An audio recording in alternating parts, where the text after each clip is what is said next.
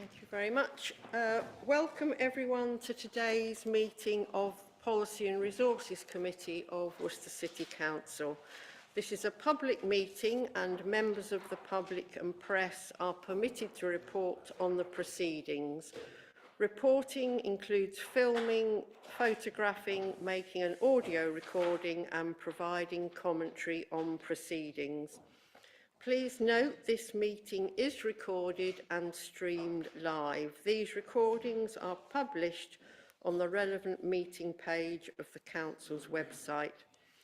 By choosing to attend this public meeting, you are deemed to have given your consent to being filmed or recorded and for any footage to be broadcast or published. If the alarm sounds, the premises must be evacuated immediately. Do not spend time collecting personal belongings. All emergency escape routes are clearly signed. Once you have left the building, the assembly point is in the High Street opposite the Guildhall.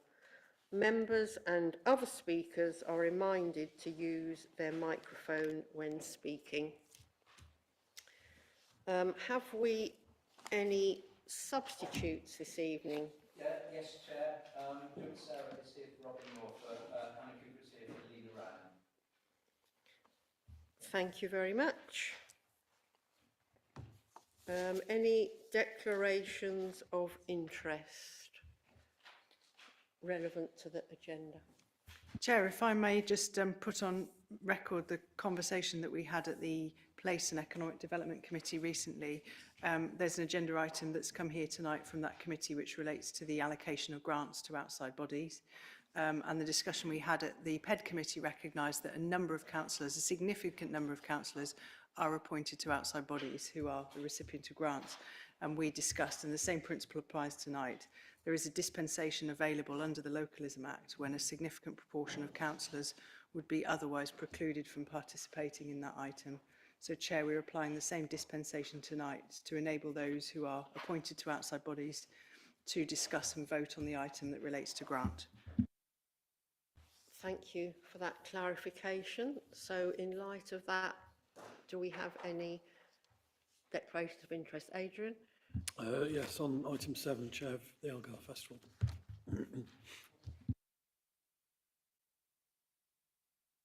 Chair, similarly on item 7, Worcester Mellor. Thank you very much. Anybody else? Jill? I'm the Council's representative on WMC, Worcester Municipal Charity.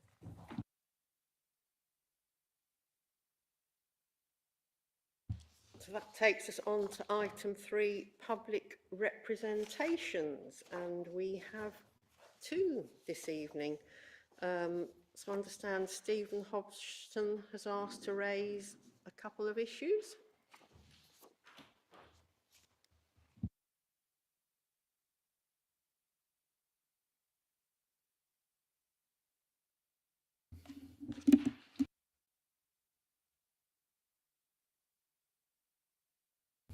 Thank you, Chair. Yes, I'm Stephen Hodgson and I'm former City Councillor. I'm speaking here in a personal capacity and I'm a member of Warndon Parish Council. Warndon Parish Council pays Worcester City Council to provide a parish warden service. Since the 28th of July 2024, Warndon Parish Council has agreed to take on extra days after St Peter's Parish Council withdrew from the Parish Warden Service Agreement. Warndon Parish Council then agreed to take on the additional day from Monday the 29th of October 2024 for the remaining 8 months of this financial year. The monies Warndon Parish Council pay include the provision of vehicle activated signs, checks and maintenance, litter pick in the Lippard Nature Reserve daily, Monday to Friday, and throughout the parish when required, targeting litter hotspots as requested by the Parish Council.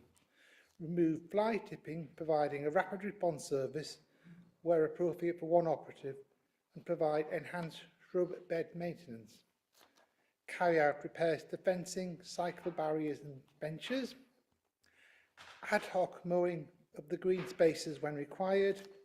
support the parish council with any maintenance works, ad hoc mowing and seasonal water supply management at the parish allotments, provide lengthened duties, action customer service request as allocated by the place team supervisor, carry out site visits, refer back the environmental operations where land ownership needs to be identified, consultation with residents regarding maintaining footpath accessibility, i.e. management of boundary fences, consultation with the local community volunteer groups for improvements to estate. Any events support must be authorised by the parish council. As part of the services, the City Council will provide the parish warden with a dedicated vehicle and such sundry plant and equipment as to reasonably necessary to provide the services in a good manner. On the 29th of October, our parish warden left the employment of Wood City Council, and since then we have been without a parish warden. However, I am pleased that in the last couple of days, Neil Gummery has now been appointed to this particular role. I specifically want to raise two matters. The first is regarding the operation of vehicle-activated signs. Warden Parish Council is concerned about the level of speeding within Warden villages and has set up a speeding working party, which I'm a member of. Both I, as the portfolio holder, and another parish councillor record data from our speed signs, and this is presented at our monthly parish meeting. The police also receive this data. We are in the process of adding a fourth speed-activated sign. I'm going to talk about this particular sign, but there is some good news, as I have since heard that the sign is going to be installed tomorrow. But I will just go back to history about this. On the 10th of December, an Evolus mobility speed activated sign was purchased by Warden Parish Council at a cost of £1,800. The sign was delivered to my house on the 11th of December, and I checked the sign and added the Warden Parish Council asset tax to them. The sign was then taken away by a Worcester City Council operative the following day for installation on Plantation Drive within the coming days. On the 19th of December, I was told that the acting warden that he does not have working at heights training, so he cannot erect the sign. On the 3rd of January, I was informed that they were checking with the works unit on whether the installation of the sign had been booked in. We are now into February, and the sign is still not installed and is presumably safely stored in the 6th Wave depot. Thankfully, it is coming up tomorrow, which is good. In the past, when we purchased these new signs from Elan City, we've had them within operational use within days of being delivered, and it's regrettable that we've been failed so badly this time, having to wait so long. The second matter is regarding supply of equipment so the Warden Service can provide the services in a good manner. In early January, I raised the issue of moss on footpath, causing them to become slippery on public footpath, and posted a film of a petrol moss brush cleaning a footpath very effectively. I was told by another parish councillor that in 2023 the parish warden used the City Council's weed ripper to remove weeds and moss from some footpath in the area. She was then informed that it was no longer available as it needed repair or replacement. Are you about to finish? Because there's a time limit for public speaking. Okay, I'll very, very quickly then to conclude then. I will ask then, right, such equipment, will there be money in the budget for replacing such equipment, because it's very, very important. And these are the three questions I want to ask. How many operatives are employed by a City Council operation team that provide the ground maintenance function in 2022-23, 23-24 and 24-25? And what proportion of employees have received working at height training, and again in the same 3 years? And the final question is, you're over time, and this is a really detailed set of information that no one is in a Those are my three position questions to answer at present. I'm not sure. It's a very detailed set of information that you're presenting. Okay.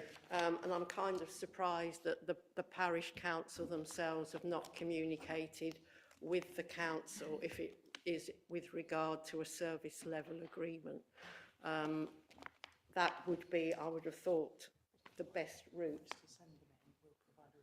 If you send in the written detail, But we'll I have have a sent the look at it. questions in to Julian, so Julian's got them. So I look forward to receiving your answers. And thank Thank you you. very much for your time.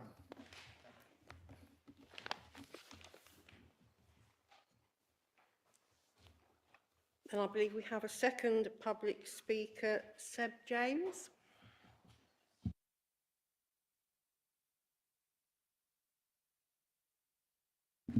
Thank you, Chair, and good evening, everyone.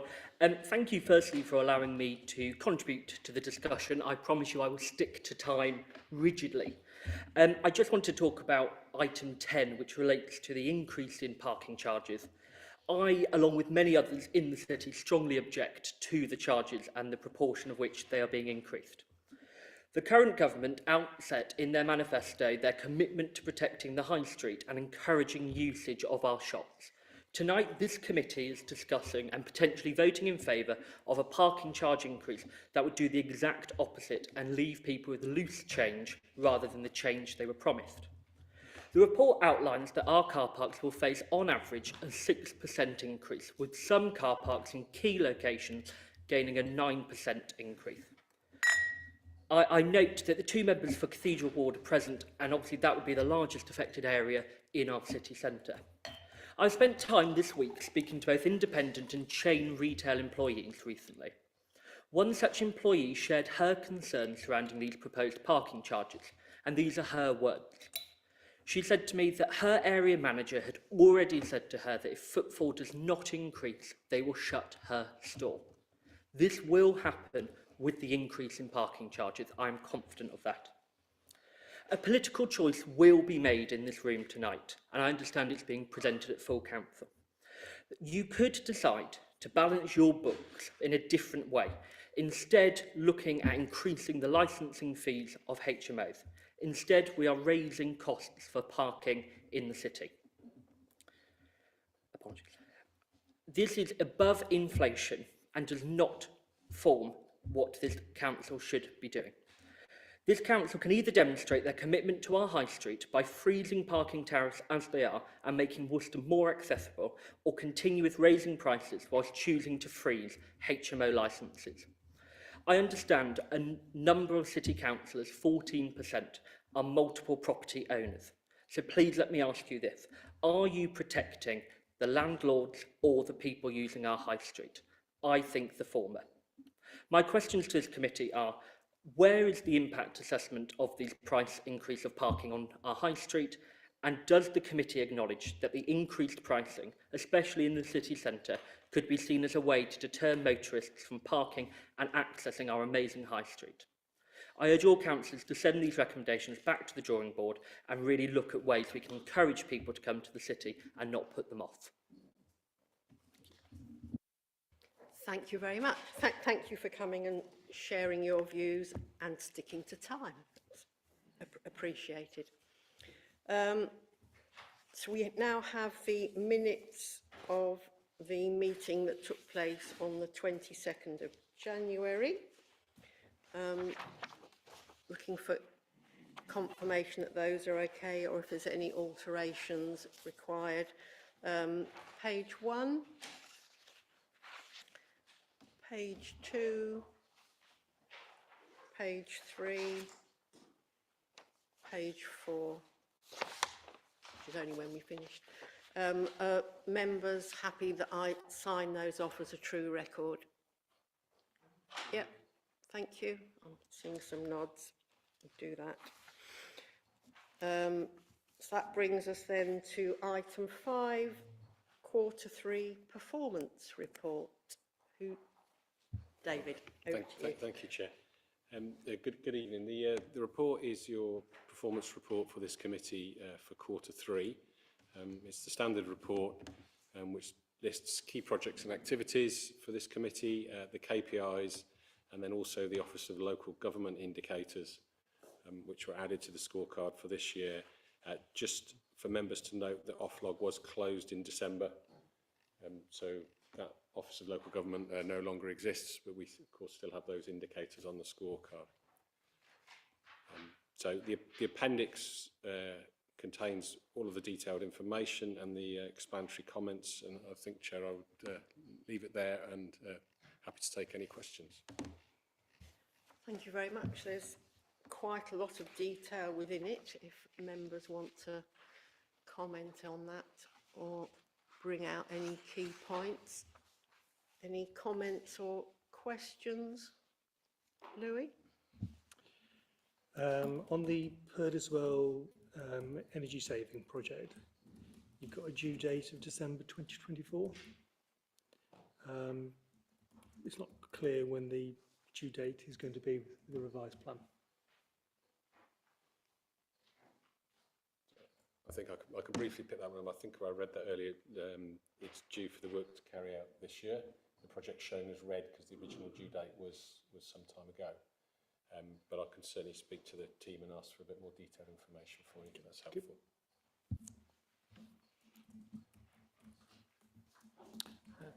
Thank you.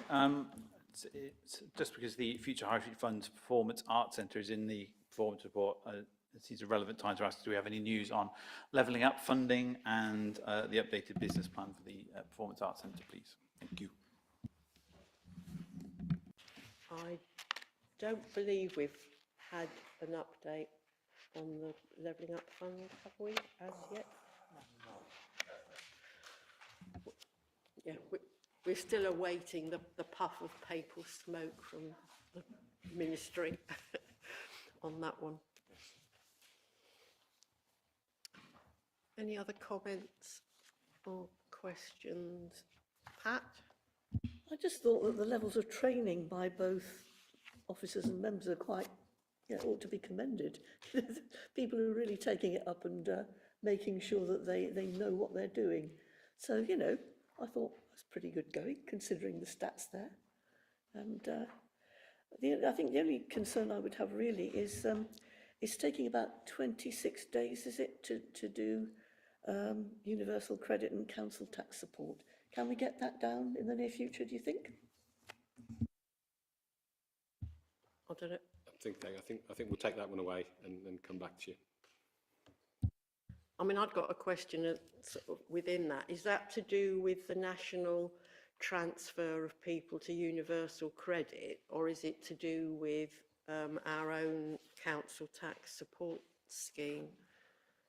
I don't know if anybody knows that. I think I can answer that. I think it's to do with the transfer of the system. We're just catching up on processing all those applications. So it's about bringing that service back in-house, is it? Changing the service? No, it's just a new software system they're using, so they've been updating that. And COVID obviously put a pressure on them, so they're just catching up with work. Thank you. Hannah? Thank you, Chair. Following on about training, I would really welcome if there were member training records within our councillor profiles in the same way that attendance is logged. I think residents need to see that people sitting on those committees have had the relevant training. Thank you.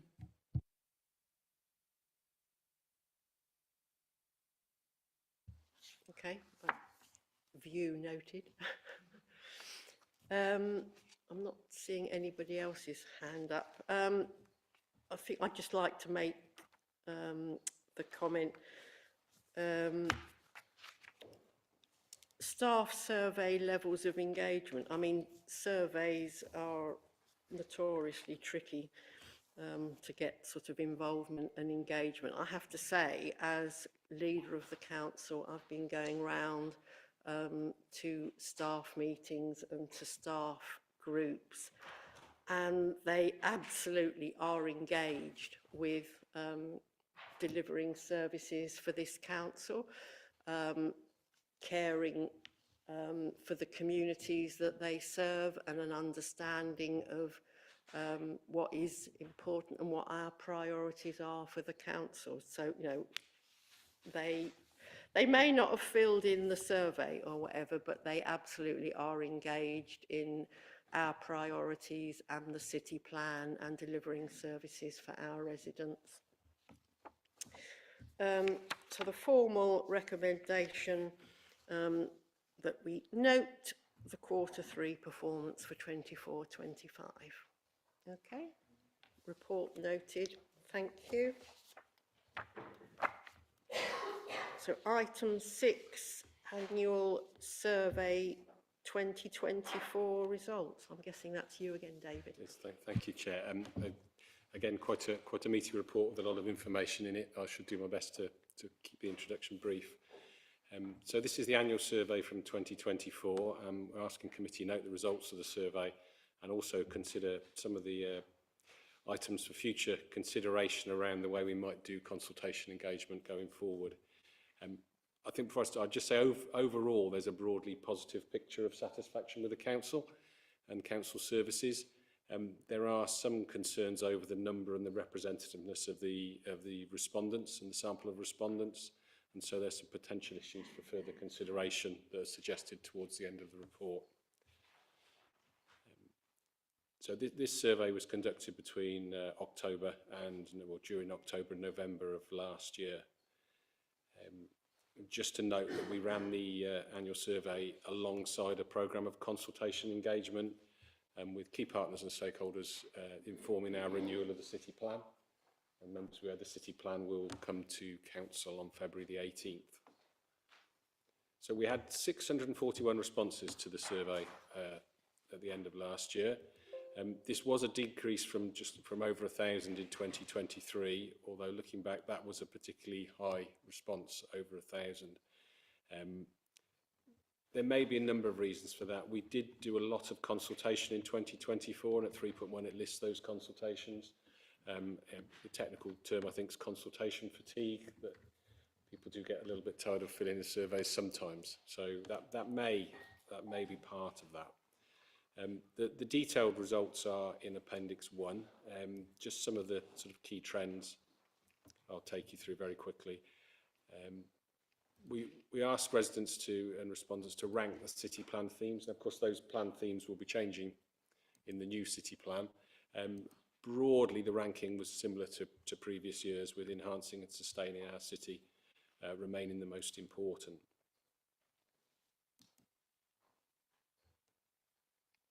So moving on to 4.4, satisfaction with council services. A really positive picture there, actually. Over the last 4 years, satisfaction has continued to increase and is now the highest it's been in the 7 years that are shown on the graph at figure 3. And at the service level, satisfaction levels increased for 10 of our services. So a really positive picture with some of those showing increases year on year. And there's more detail in the appendix and also figure 4 within this report. We then asked respondents for their opinions of a number of projects that the council had undertaken over the previous year. That's at 4.9, figure 5. Though 3 projects with the most like responses, so we asked like, don't like, neutral view, or actually whether people weren't aware of the projects. So the soon-to-be opened walking and cycling route between Foregate Street and the Riverside, I think that should be open fairly soon, long awaited, so that's really popular. Ash Dieback, actually, a very popular project, and the opening of the Art Gallery and Museum on Sundays and extending the commandery was also liked. We've also listed the projects with the fewest like responses at 4.11. Those projects also had the highest percentage of respondents stating that they didn't know about them, and actually a low percentage of don't like. So I just think, we just a little caution about reading too much into the fact that they were the lowest number of likes. And some of those projects quite location specific. So it might be natural that people weren't very aware of those projects, rather than some of the bigger ones that are citywide. I mean, interestingly, we also asked around don't like, the Beryl bike share scheme came out reasonably high on that, although actually there were 49% of likes on that. That was a very well-known project with only 4% of people didn't know about it. So, a big majority in favour, even though there were a number of people who expressed opinions that they weren't so keen on it. Similarly for the Scala and our celebration commemoration events, both of which had high numbers of likes. And 4.13 just notes again those with the most don't knows.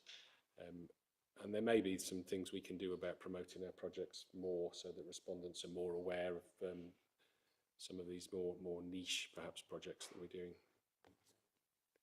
Then asked a number of questions around the council finances. There's a lot of detail in there.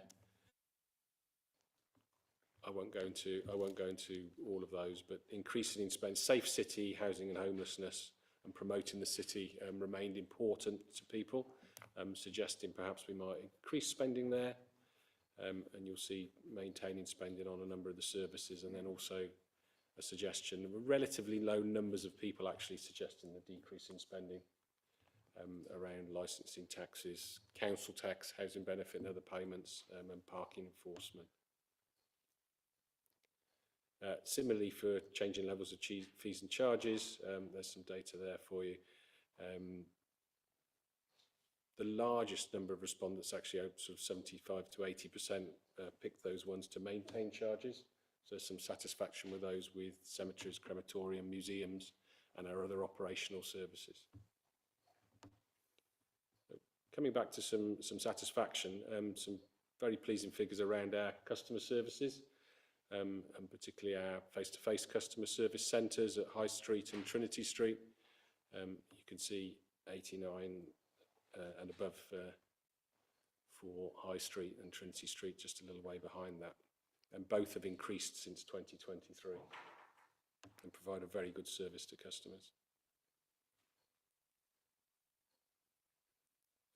At 4.22, we asked around engagement with the council, and you can see 78% of respondents who use the online services got what they needed. There's always room for improvement there, and that's something we're looking at. There's a slight decrease there. Most of that engagement is in the form of simple transactions, making payments, etc. We asked how residents would seek to influence council decisions, and pleasing really to see that large numbers of residents would know they would speak to their local councillor or contact the council directly, as well as taking part in the council events. And actually awareness that council meetings are available for viewing on the website and online has increased to over 50% of respondents from under 40% in 2023. So really, to conclude, as I said at the start, the overall satisfaction has increased. It's a relatively positive picture. There are some things for us to consider around how we may be able to increase the response and also the demographic representation. So if we look at section 6, there's a number of suggestions there that we could consider for the future.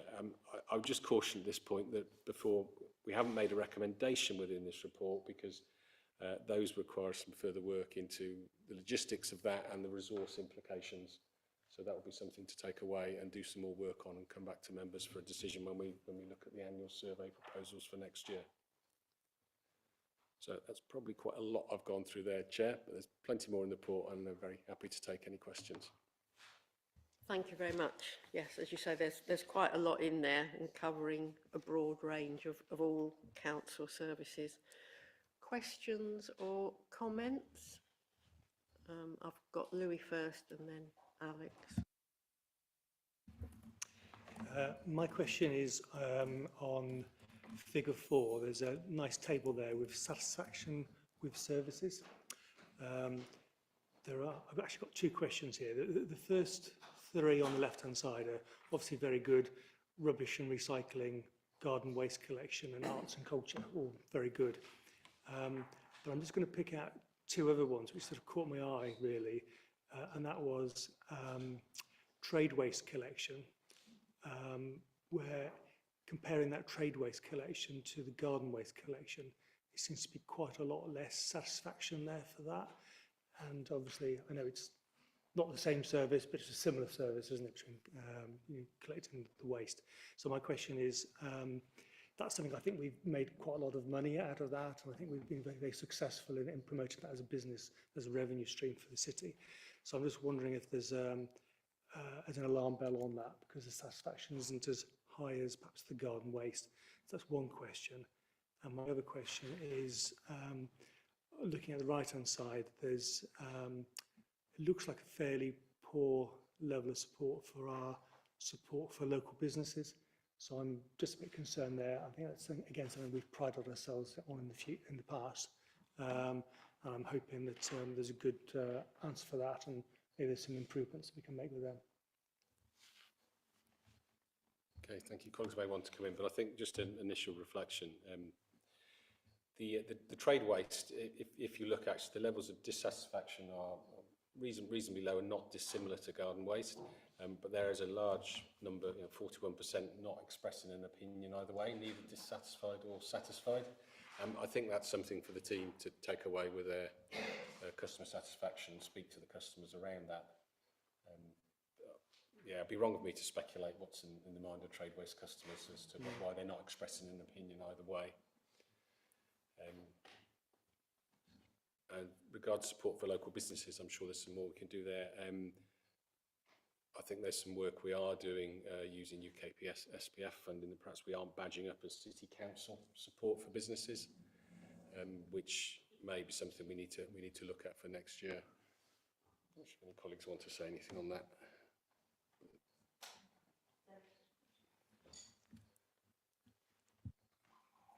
Through you, Chair. Yes, agree with David.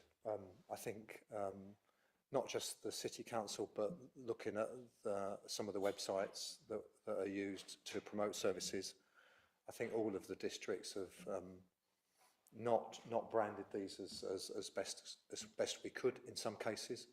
I noticed in some of my travels to other local authorities how much better they were at making sure that the recipients of the service understood clearly where the money was coming from and who was behind the service. I think in our case we've left the branding probably more to our partners than ourselves, and I think we need to make sure that in contracting activities for 25-26 we make sure that our position is more prominent in our service provision. Thank you.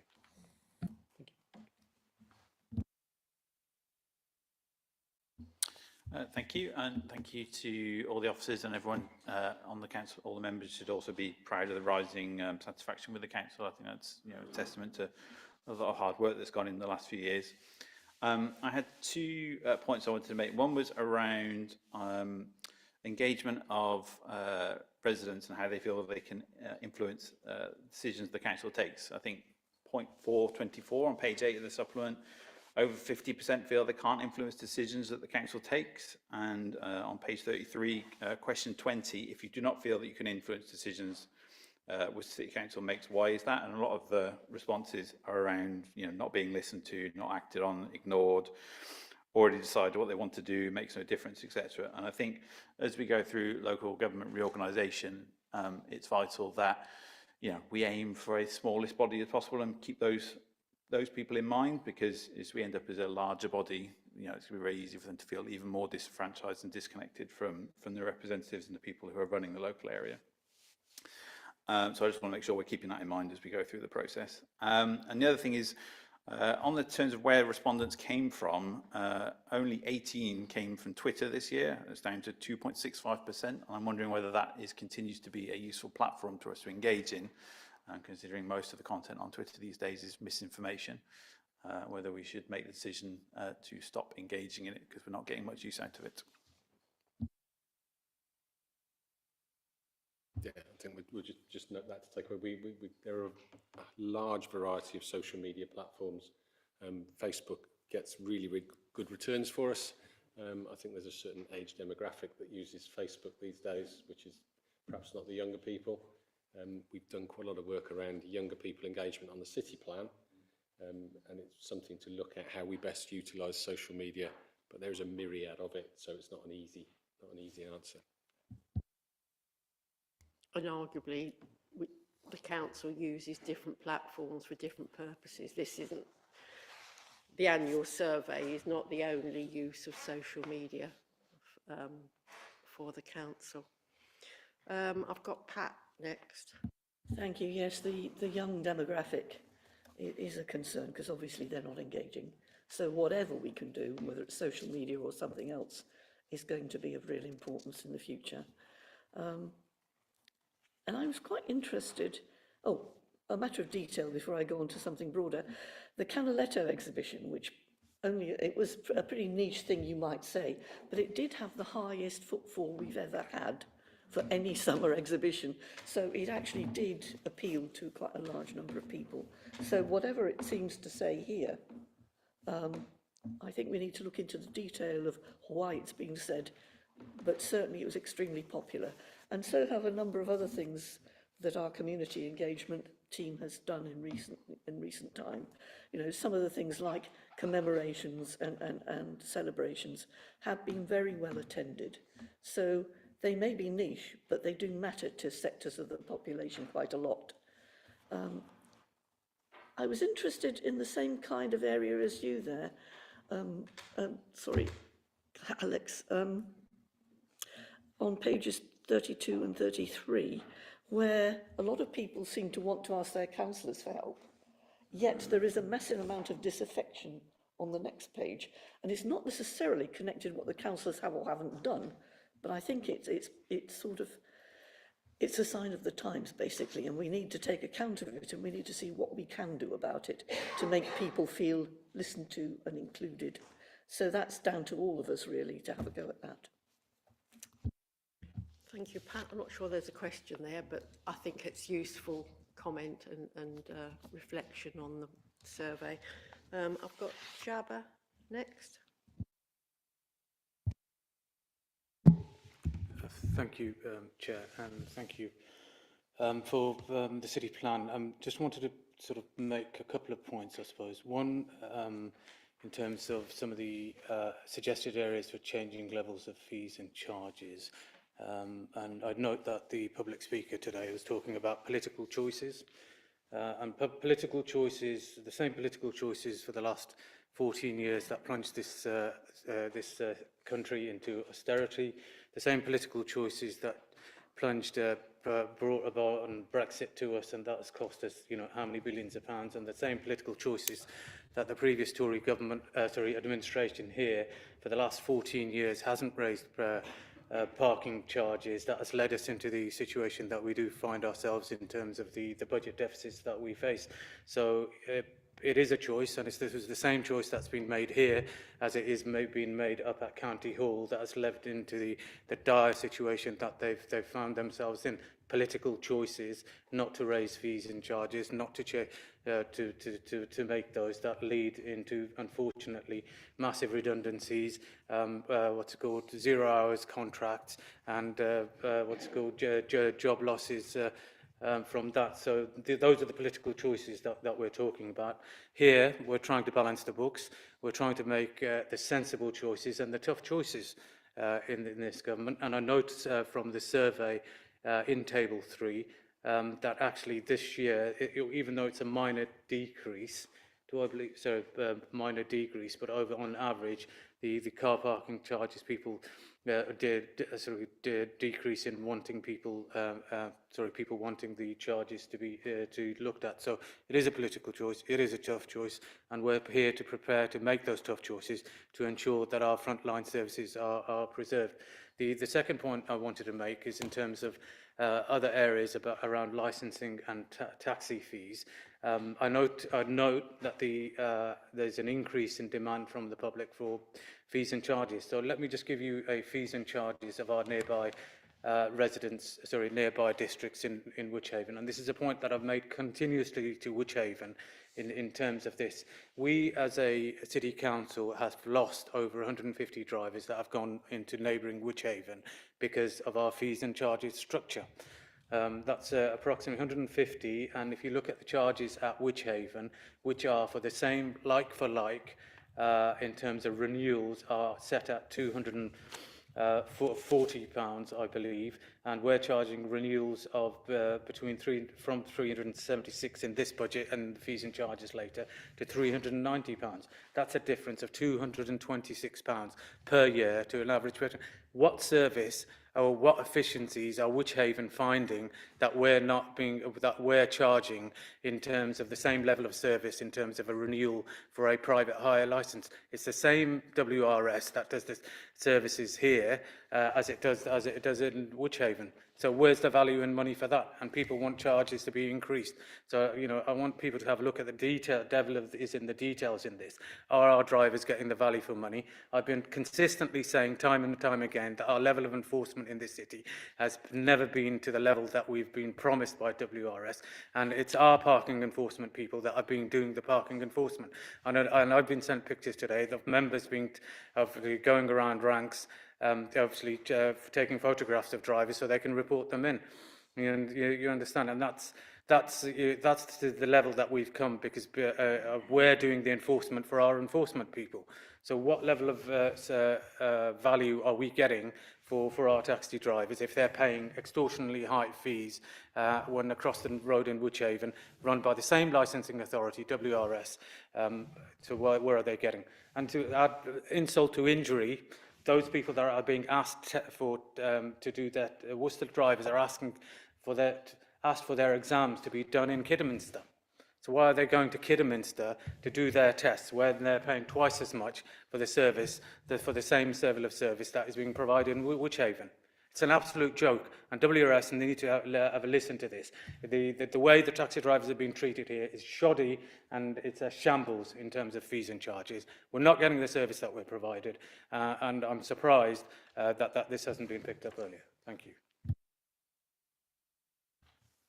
Thank you very much. There are, a number of issues there with regard to licensing. I'm not sure we've got anybody to specifically answer those at present from officers, but it is, I think, market forces, as it were, operate in a number of ways, and what is value for money for taxpayers, as well as value for money for some of our customers and the services that actually taxis provide to the city, and what we do for them. So some important issues raised there. Thank you. I've got Adam next. Thank you, Chair. Just on that last point, if I may, as a member of Worcester Regulatory Services Management Board, if you furnish me some details, I'll bring those up if I can in the opportunity. I wanted to raise a point about which Louis drew to my attention, the first bar on figure 4, satisfaction with rubbish and recycling. I just want to point out how strangely inconsistent this is with the previous report on our performance report, where it shows that our rates of recycling are very poor and deteriorating. So makes you wonder what to make of that. But very pleased to note that the walking and cycling route between Foregate Street and the Riverside is our top successful project. Our second best one, let's have more of them. I'm not sure we want more of the Ash Dieback, which is the second most popular. Generally, given the exhaustive nature of this survey, I wonder whether there is an opportunity in future years to seek residents' satisfaction with not just the City Council, but with the city as a whole, what they feel about the quality of life of living in this wonderful city of ours. Thank you. David, if you've got any follow-up. An interesting idea, that last one, and noted. We'll take that away and give that some thought. Come back. Thank you. Thank you. I suspect with regard to the rubbish and recycling, there's a difference between customer satisfaction level by the people that complete this survey versus the overall picture of recycling rates across the whole city. We're measuring different things. It's quite easy to say, throw everything in a green bin and you can be happy and forget about it, but that's not what we really want to be seeing in the city.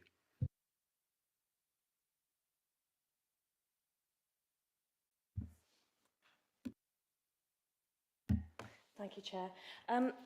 I was just thinking about what people have been saying about political choice, but also to do with the fact that we're going to have devolution. And residents get very confused about what we offer as a city council compared to county. And when you see people complaining about car parking prices, the most people in my ward complain about the cost of buses, the infrequency of buses, the unreliability of buses. This was Tory deregulation of services. It was a green light for axing routes, running down services and focus on only those routes which generated profit. So I think when people look at something like our car parking, if we provided proper choices, which of course a county, the government have said that we should get London-style buses across England, I really look forward to it. Of course, I'm not very happy that the single bus fare was a 50% increase from £2 to £3. And actually, you can see in Worcester at the moment that getting on the bus is more expensive than parking your car. That can't be right. So that's just a comment, thank you, that none of these decisions are made in isolation, and residents will not understand how we are trying to balance things if people keep on talking about the, things in isolation. Thank you. Thank you very much. I'm not seeing any other hands up. I think that it's quite interesting, isn't it?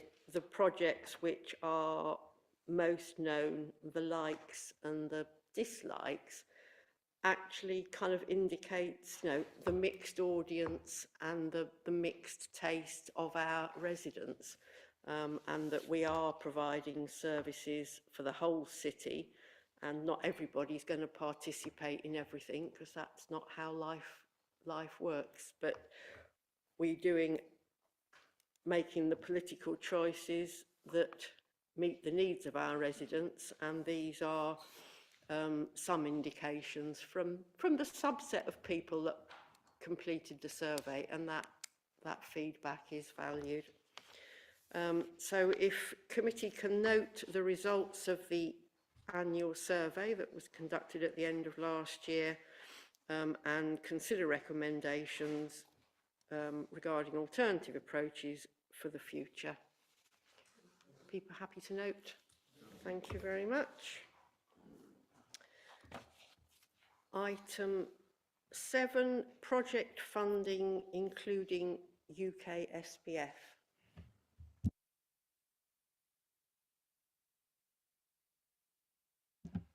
Thank you, Chair. I'll come back to the recommendations after I've spoken to the report. So in terms of background, you'll note that we were originally awarded £2.9 million worth of UK SPF funding over 3 years. This last year, 24-25, in which we're in now, we received £1.8 million of UK SPF. And you'll see in the background notes that the allocation for 25-26 is now 963,786,000 roughly, of which is revenue. So we are about £1 million down next year for UK SPF.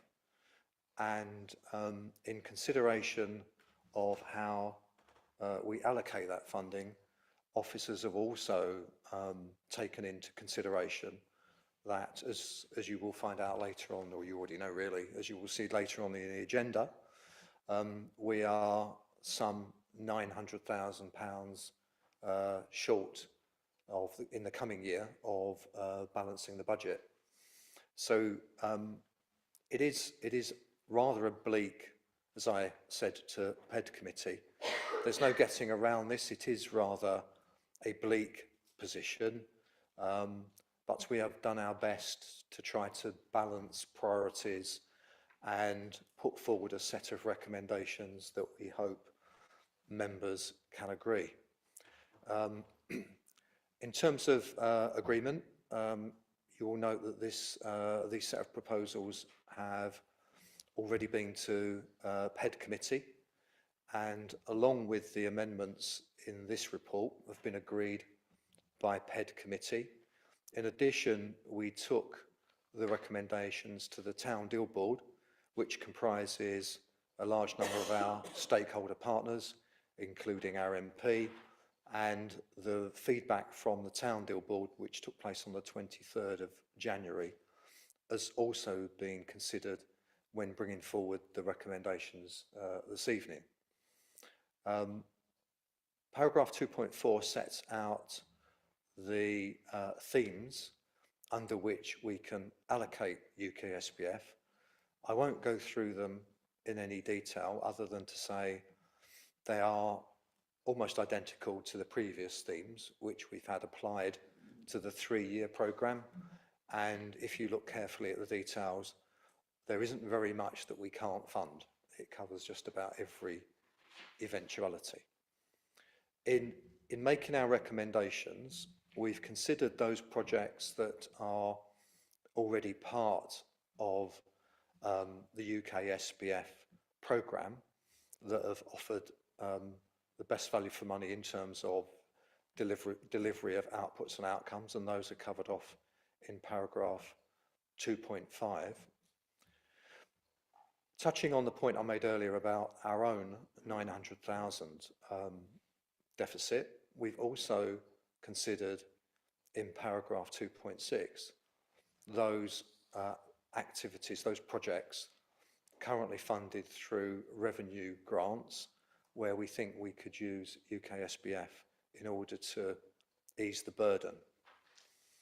In addition to that, in paragraph 2.7, I just bring your attention to a number of the levelling up proposals that we made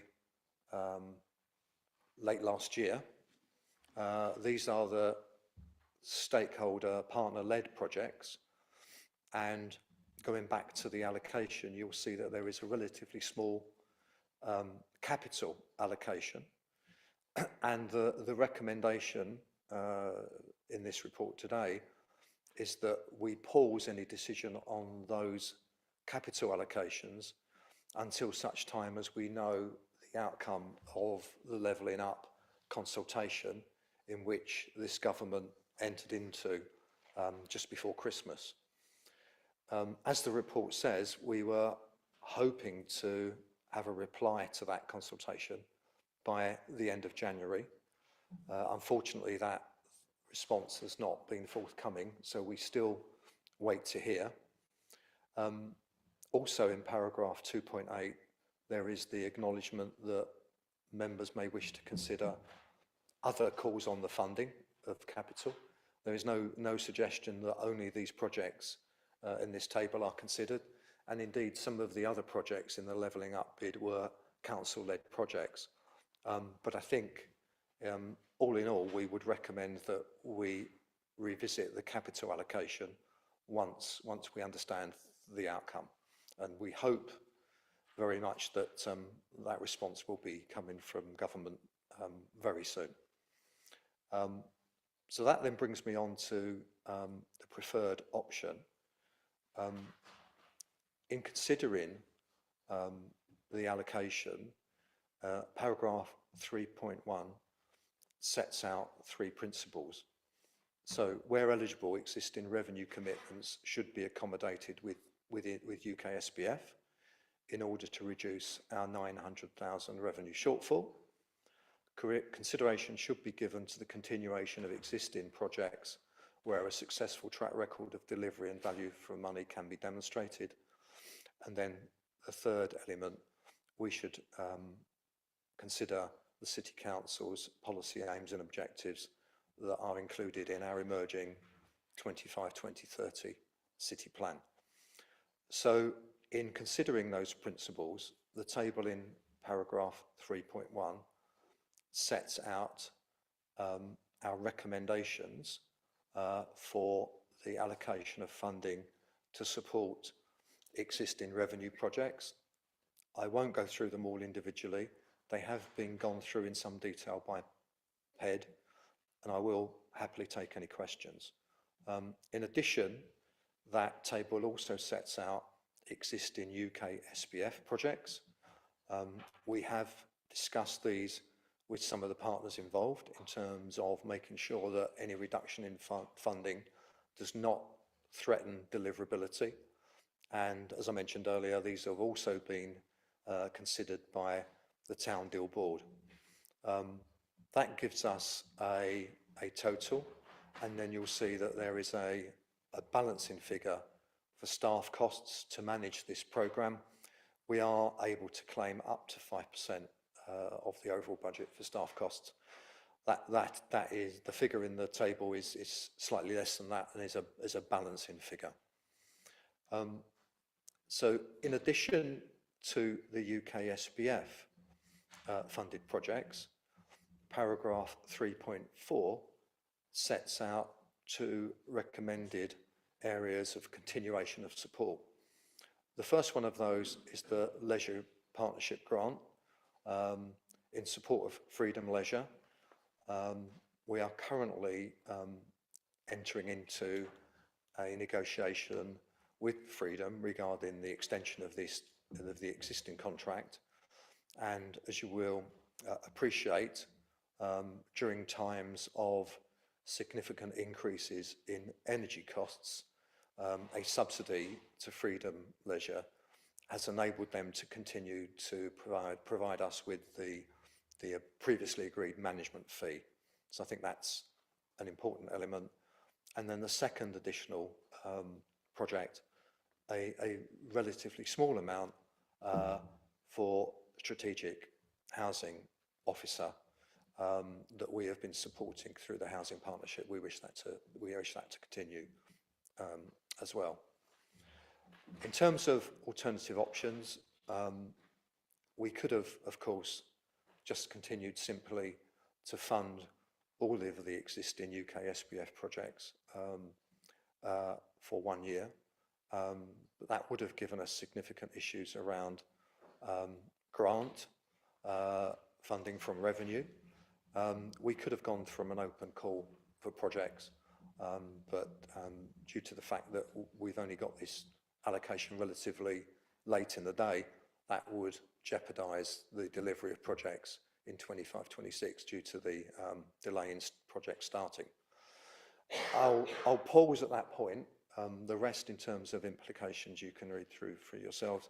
I'm happy to take any, before my voice goes completely, happy to take any questions. Thank you, Chair. Thank you. There's quite a lot of information there within relatively few pages, and I'm conscious that it has been carefully considered by our Place and Economic Development Committee as well as the Town Deal Board. So bearing that in mind, any comments or questions this evening?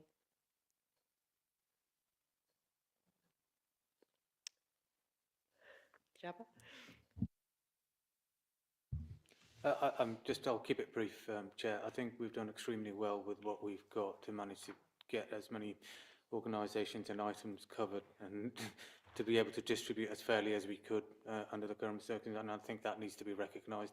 We've tried not to, we've tried to be even, equal and fair as much as we can, and there's very little that we've completely cut. I think so. That's that's a commendation to both officers and obviously councillors that have managed to come to that result, considering the financial situation that we find ourselves in. Thank you. Yes, I agree. Hannah? Thank you, Chair. As Vice Chair of PED, David's word bleak is exactly how I felt going to that committee. I've never been to such a depressing committee. I think it's so sad that we've been given effectively half the budget from this government as we did from the previous government. And it's just incredibly hard choosing which projects to use because all of them are so worthy of us funding them. Just a very sad situation. Thank you. Thank you, yes. And I mean, it does illustrate, doesn't it, the breadth of ambition and actually the breadth of support that City Council has been delivering. I think, in particular, well, it would be invidious to pick any particular ones out, but I'm mindful that other councils have cut completely some of these kinds of support and, don't necessarily have functioning leisure centres and swimming pools anymore. So whilst the reductions are really difficult, we do still support these, and it is the extent of the funding that we can manage within the overall challenging situation. It's a fairly lengthy list of recommendations, and I'm also fighting a cold. So, Julian, do you want me to read them? You don't want me to read them all out, do you? You do. If members are happy to take them all on block, then I guess, yeah, you can just ask. Okay. So it's agreeing the recommendations from PED, which is item 1 point, recommendation 1.1 and 1.2. It's all about agreeing the recommendations from PED, and kind of holding fire on the capital allocation until we hear back with regard to the levelling up £5 million culture fund. So all those in agreement. Thank you. That's unanimous. We're grateful for that and for the work that's gone into achieving that position.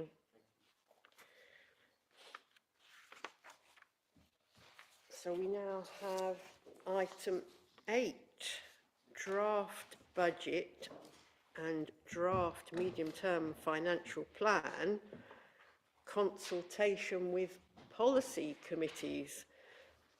So is it Kathy that's going to be talking to that? She's hiding behind her special big screen. So over to you, Kathy.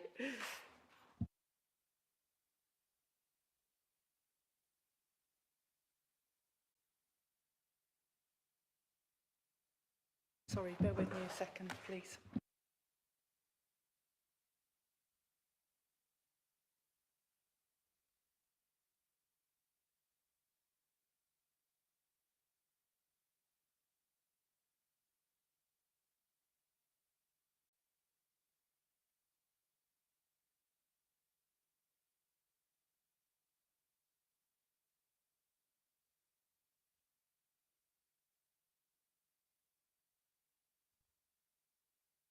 We've had consultation items with all the policy committees, and the recommendation in the report is for the P&R committee to consider the amendments to the draft budgets for 25-26 and the medium-term financial plan. Section 2.4 details the considerations and the proposals that we've put forward, and they include a proposal to increase HMO licence fees, a proposal to undertake some work regarding Offerton Ponds, a proposal to implement member ward community support funds, and a proposal regarding Dines Green play area. There were no proposals that came from Health and Wellbeing Board last night, so this is everything that we have on the table. Section 3 identifies the financial implications. The suggestion is that the Offerton Park investigation and the Dines Green play area come from reserves, and the HMO licensing, if it's agreed, we'll add that to the fees and charges schedule, and that will be added to the MTFP as an income stream. And the member ward community support funds, as these have been going on for a number of years, rather than keep coming back and asking for them to come from reserves, the suggestion is for that cost to be included in the base budget, and we can build it into the MTFP. And that's the report in essence, Chair. Thank you very much. So that's the feedback from committees and groups. So any comments or questions on any of those items? Karen Holmes. Thank you, Chair. Thank you very much for the consideration for the Offerton Pond. It's much appreciated. Our councillor, John Rudge, has been making huge efforts there, actually personally going there and helping dig with the WEG. But at Environment, I do seem to remember us discussing the bandstand at Gulliver Park, and I notice that's not included. Is there any reason for that? I seem to remember. I mean, as vice chair, yeah, there was two elements discussed as budget adjustments, as far as I understood, at Environment.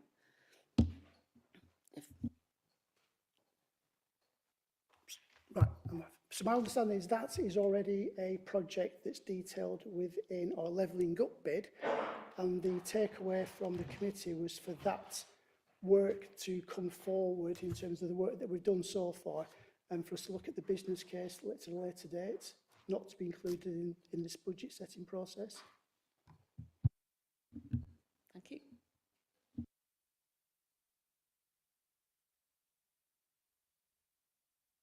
I just wanted to express my disappointment that one of our public speakers has already left, because here we have the proposal that Communities has already put forward to raise HMO licensing, which is one of the suggestions he came for. So we are already on top of that matter. So thank you. Thank you. Sorry, Pat, you put your hand up first. I'm rather late to this party because I discovered fairly late on that the Armed Forces Champion budget had about £1,000 left. Apparently we started about 5 years back with £5,000. I've spent about £2. But really, I think since we've recently signed the covenant, the local covenant, I think it's going to cost us a little bit more. I would like to ask us to look at topping it up to the original 5,000. So that would be £4,000, if that's possible, because it looks to me as if, I mean, I'm hoping that I'll be able to get the minister, the Veterans Minister to our, well, we'll see if we can anyway. We're trying to get the Veterans Minister to our mini-conference. If that happens, we're going to be swamped with a lot more veterans attending. So I will need a bit more budget for that. I've spent about, let me see, I've supported the Veterans Hub with about 600 in the last 18 months. And they've levered in about 4 times that amount in funding as a result, and so forth. So there are a number of things I've done. I'd like to be able to itemise it, and perhaps Sal can help me do that at some point. It is new to the table for some of us, but I believe... Yeah. Through you, Chair. So we have already conducted a review of all our reserves, and there will be a report coming back to this committee in March, asking for some repurposing of some of our reserves, which is a different topic to your question. But within the reserves that we identified, there is the Armed Forces Covenant Reserve of £5,000, and it's in there to be topped up every year. So that's something that the finance team through Cathy will be keeping an eye on. So it should be topped up annually anyway. Thank you very much. That's clarified it. The wonders of accountants. This is why we have them. Thank you. Adrian? I just wondered if somebody could explain the thinking behind the Communities Committee decision on raising the HMO fees, please. Does the Chair of Communities want to answer that, or Vice Chair is... Yes, I was chairing that meeting because Councillor Ayres wasn't available.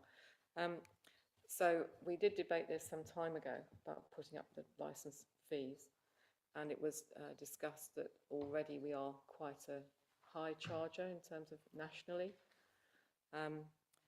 But the committee itself on the night was persuaded to think about at least matching inflation as an increase, given that we are suffering budget pressures. I think the total figure that it will raise is not huge. Am I looking at 4,600 across everybody who might pay that charge? So I think that's why that committee ended up on balance being in favour of thinking about that. So it's an increase in line with inflation only? Yeah. And I think it is important. We know that HMOs are part of the housing offer, it is where a significant proportion of our residents live, and it's really important that those properties are of proper standard, and we can enforce that. Joe, I was just didn't fully understand the reasoning behind it. I mean, it obviously is an important area where a lot of people live, and it's important to do that. Of course, the danger is that landlords then just bung that on the rent. So, you know, you don't know what the rebound effect is. But there was a chap here earlier on who was talking about it, who seems to have gone now. I don't know who he was, but he was referring to it. So I thought it was worthwhile just mentioning it. Yeah, no, thank you. And so it is in line with inflation, and it remains in line with our priorities of this council and our city plan. Any other comments, Jabba? Thank you. In similar vein, Chair, I would like to know what the understanding and thinking behind the £20,000 for this Overton Pond investigation would be. It seems an extremely high amount for an investigation, and whether any conclusive evidence has been found as a result of this. So I'm quite keen to understand regarding that item. Thank you. Has someone got an answer? I'm happy to. Lloyd, you're Mr. Environment. Thank you, Chair. So this is a proposal that's come through the Liberal Democrat group, but as Councillor Holmes pointed out, Councillor Rudge has been, I suppose we can call him the sponsor for this project. It primarily relates to the current condition of Offord and Lane Ponds and the impact that's having on drainage further back up the channel into the housing estates. So officer advice to date has been, rather than put a capital sum forward to undertake works that we don't know about, as you say, Councillor Riaz, you know, what's the extent of what the problems are. Officer advice is that we put aside a small budget to allow some investigatory work to be carried out. So that budget there, we believe, is worst case scenario. David and the team are scoping out what a study would look like. I think some of that could be done by our own staff, but some of that we may need to commission out as well. But the aim of this would be to have a piece of work undertaken that tells us what work would be required there, both from a drainage point of view, a biodiversity point of view, and a safety point of view. So this is simply a budget to carry out that initial piece of work that would allow us then to have the information and potentially put a business case together. Adam? Yes, well, 20,000 seems very high for a little bit of work. I would suggest that's a lot higher than the worst case scenario.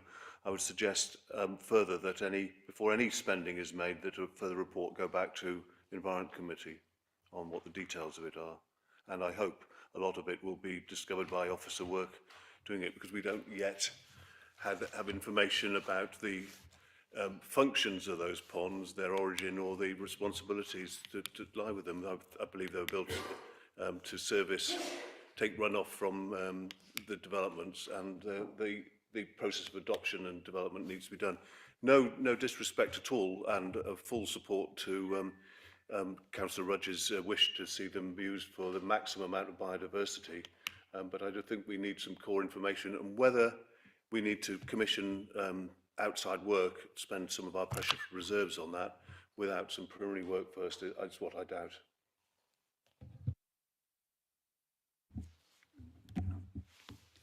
Chair, this is a matter that's been discussed at the Environment Committee, and this is why it's come to this point. I think I would say that we have certain skill sets and capability within the council to undertake some work, but we don't have it all. So I think the concern would be that we can bring a report back that provides some information, but might not be able to provide the whole story. So this is why there's a budget year that, should we require it, to commission some specialist advice, some specialist work, and we've got that available. Otherwise, the risk is we're bringing a 50% story back to the Environment Committee, and it's not the full picture.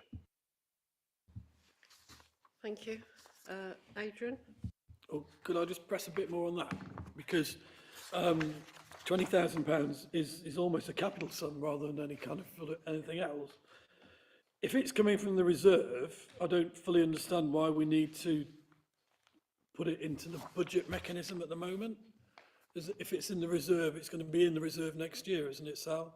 So we would take it out of the equation for our budget and talk about it next year. But yes, we would allocate it within the reserve though. So it would form part of our record setting. And there's always the option that it doesn't come out of reserve, so if this committee decides it not to. So in reality, agreeing or not agreeing won't make any difference to the bottom line on the budget that we're talking about? For this, no. No, okay. Unless the committee decided some other course of action. So we're talking about the Environmental Sustainability Reserve exists, and it's the significance or importance of earmarking this particular project within that at this point in time.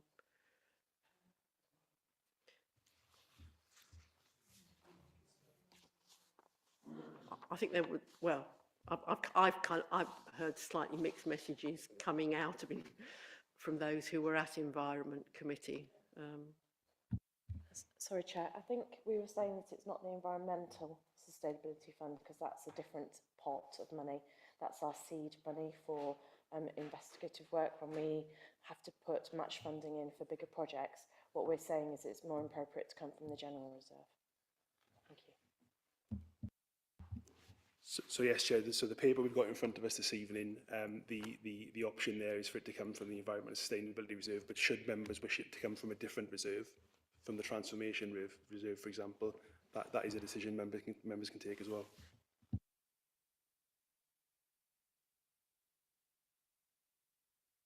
I'm sorry, Chair, I'm not happy with this one in particular. I don't think we should consider. I think there's, we've still got Spacefield Council, haven't we, to make the decision on the budget. I want some better clarification on what we're actually going to agree, whether this is costing us an extra £20,000 or not.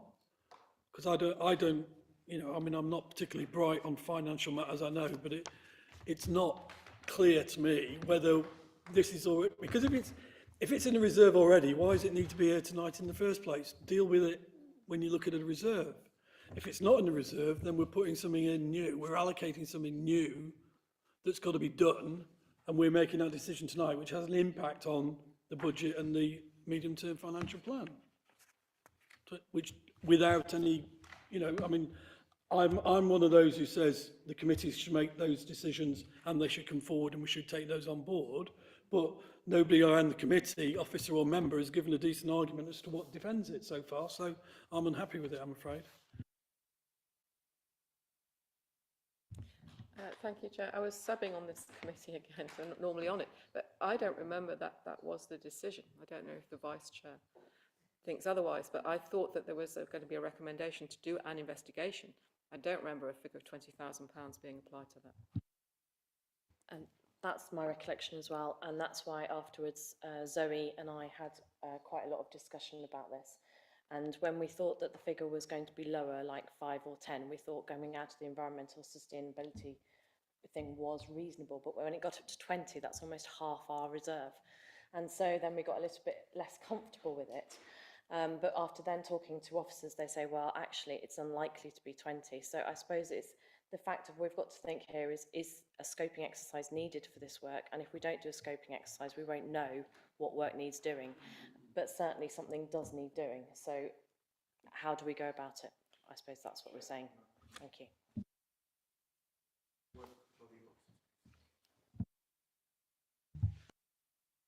Thank you, Chair. I mean, it's clear that there's a huge amount of uncertainty and thought hasn't gone into how this is going to be funded, which is posing a real risk to us at this current stage. So, I would propose that we take this item off this budget paper as it stands.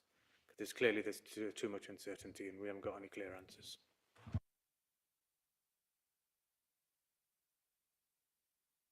Does anybody want to second that recommendation with regard to this report?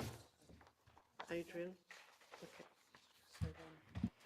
One solution, Chair, which might satisfy everybody, is that we are proposing to bring a report back which looks at reprofiling of reserves. So maybe we include it within that scope, within that document that comes forward to the P&R committee then. I think the issue is to do with the cost of the investigation, and therefore how big a priority is that within a challenged budget. I guess, so part of the question is how speculative is that cost? And I don't know whether we're able to get any. I think we're probably not able to resolve that tonight. I'm looking at officers. No. So, I mean, do we kind of remove it from the equation this evening? And then there be more detail before for it to come to council for the final sign-off? Yeah, Chair, not wishing to prolong the debate, if to come back to Councillor Scott's point, if Environment Committee would prefer a further report on it before it goes anywhere else as well, to help with that sort of scoping discussion, we can do that as well. Okay, so that's suggesting, since it was a new idea that was brought to the last Environment Committee, that a bit more work is done on it and the Environment Committee consider it going forward. Okay, Councillor Holmes? Thank you, Chair. Yeah, it was raised, and it was it'd be 10 to 15. So I was quite surprised when I saw 20, and I thought, oh, they've obviously gone away and done a rethink and recalculation. But perhaps a more detailed review is needed. Thank you. I'm actually hearing a level of agreement then, that we park the committee proposal from Environment Committee for further review and don't bring it forward as part of the budget setting that will be coming to council. So with that in mind, the committee considers the proposed amendments to the draft budget for the council for the next financial year and the medium-term financial plan. So taking forward the other items, but leaving out the investigation of Offerton Ponds. People in agreement with that? The amended recommendation. Okay. Anybody against that? No, I think everybody was for. Perhaps people needed to put their hands higher up, didn't they? Oh, they were for. You abstained? Yeah. So one abstention, two abstentions. Two abstentions. Okay.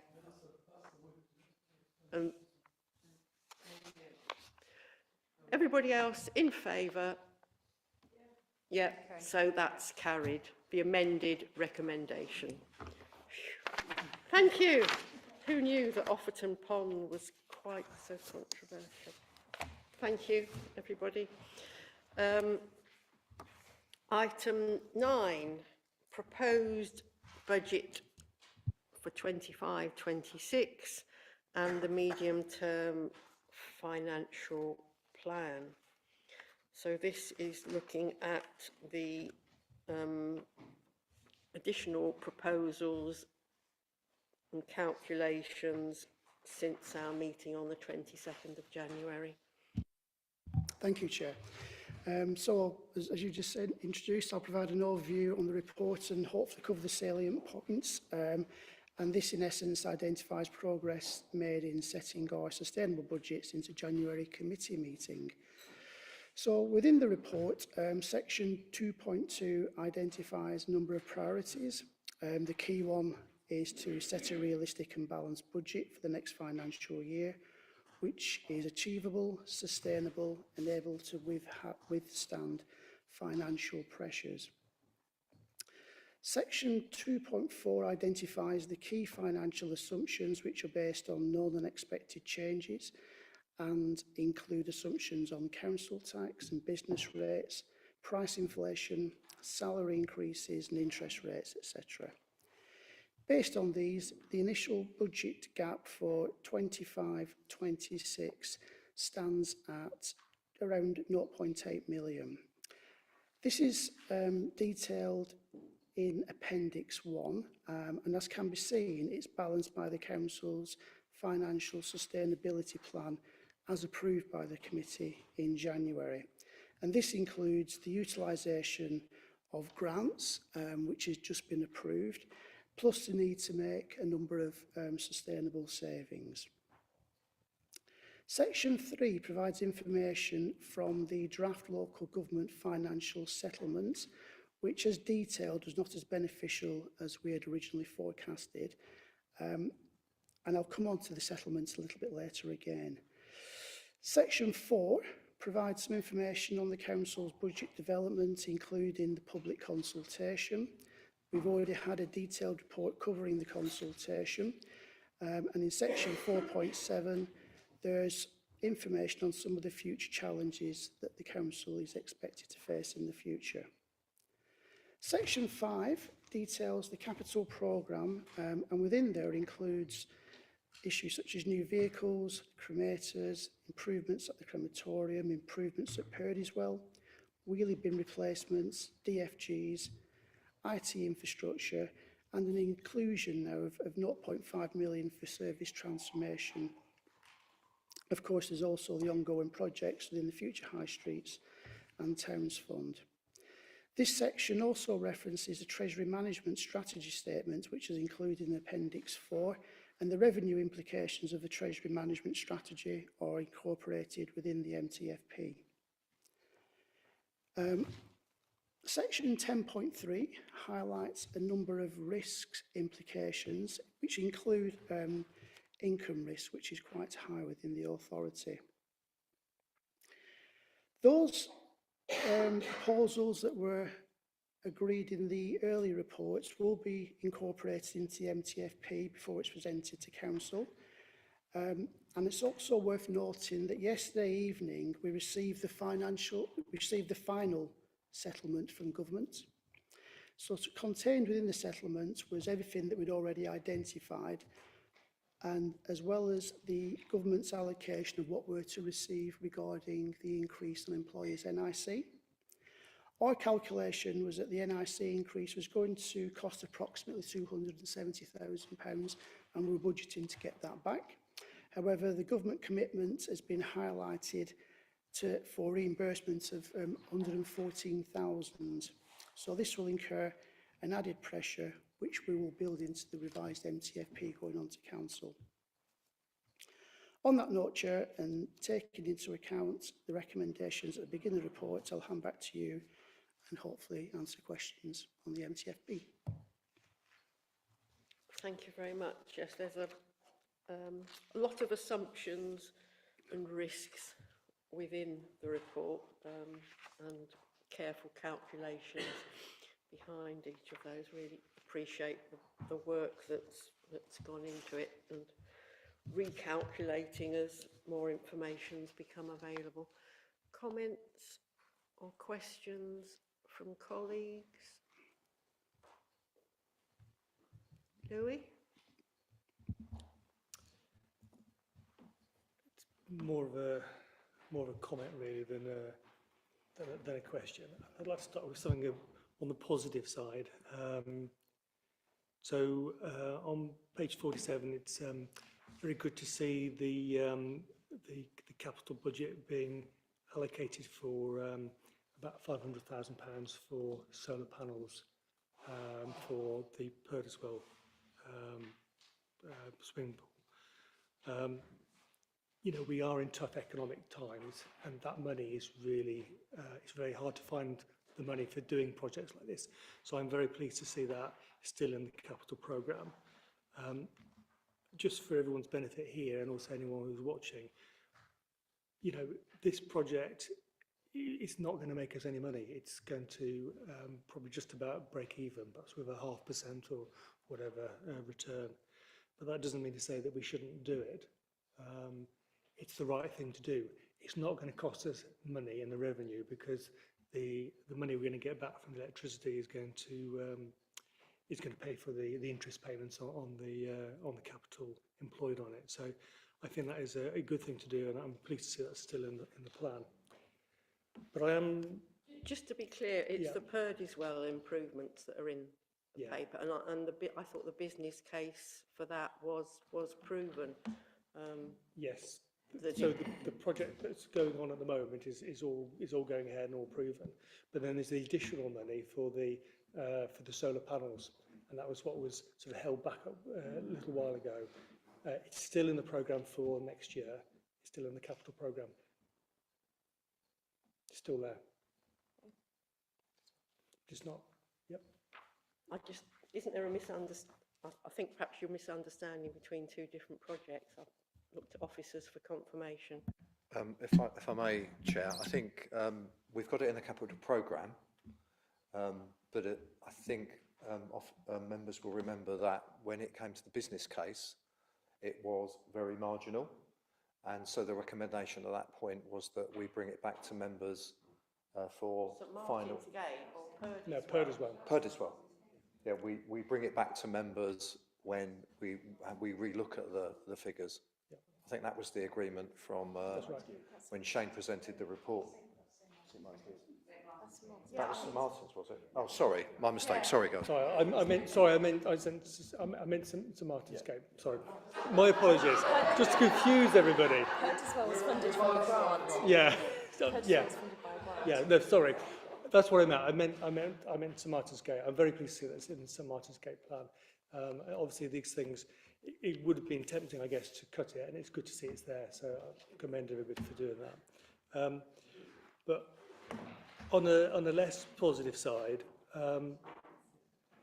I have got some worries about the budget because we all know there's a big budget hole to fill. It's around about 900,000. And what we, I think, are in the process of trying to agree is that we're going to fill that hole with some money from UK Shared Prosperity Fund, plus some additional money from efficiency savings and probably some cuts to various services in the city. Now, that Shared Prosperity Fund money is a one-off, and also those cuts to in terms of services, they've not really been explicitly laid out for people to make a proper decision on. So I think it does greatly concern me about the viability of the medium-term financial plan. So I think we've just got to be really careful that, I think the Deputy Leader of the Council, Jabba Riaz, made an excellent point about 14 years of austerity. And that 14 years of austerity from the Conservative government was a travesty, and it was something which affected probably the most vulnerable in society, because when cuts happen, they affect the people who've got the least. Now, I am worried because it's possible that we might be going into austerity 2.0 now with this government as well, because we do not have the extra money that we need to run the council services as we have them today. And I think that's really, really important that we acknowledge that we are going through an imposition of austerity, and cuts do have consequences, and I'm really very worried about that for the City Council. Thank you. Okay, I've got Alex next.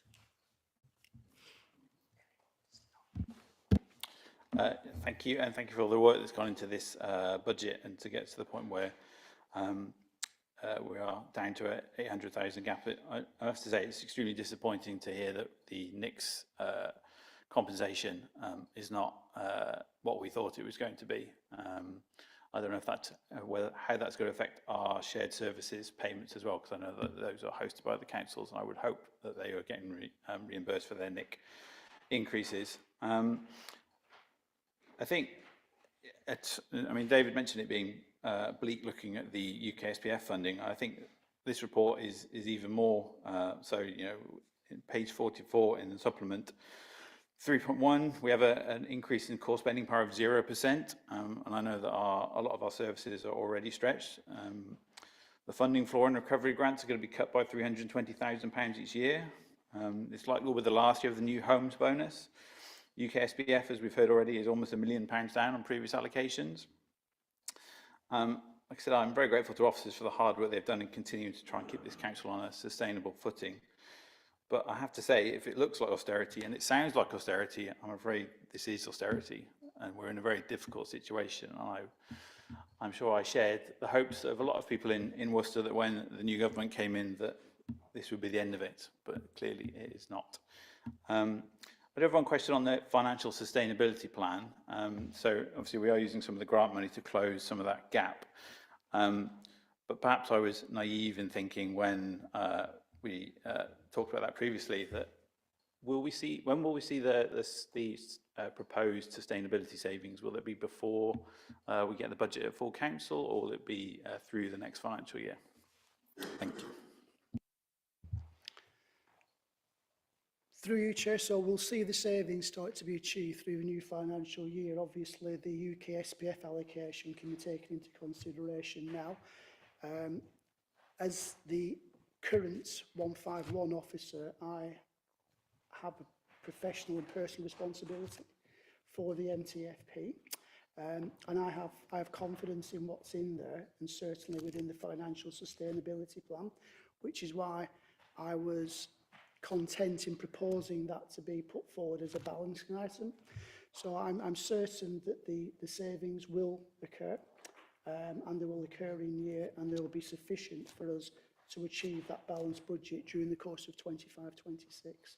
But you'll start to see those savings realised early part of the financial year 25-26, Councillor.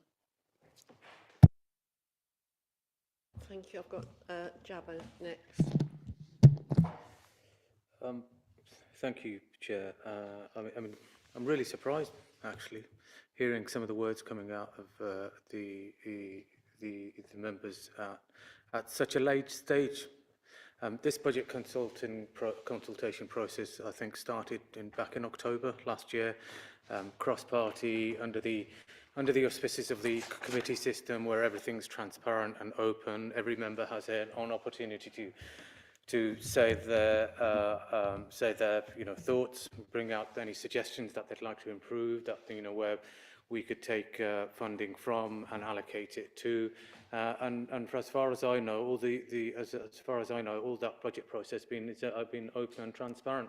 And it just seems to me that members are now getting the cold feet, aren't able to commit to a process that they've been fully involved in, that's been fully transparent, that has been fully open, and that they've had numerous opportunities to have a opportunity to get involved in. And now all of a sudden, people are saying, I'm not sure about this.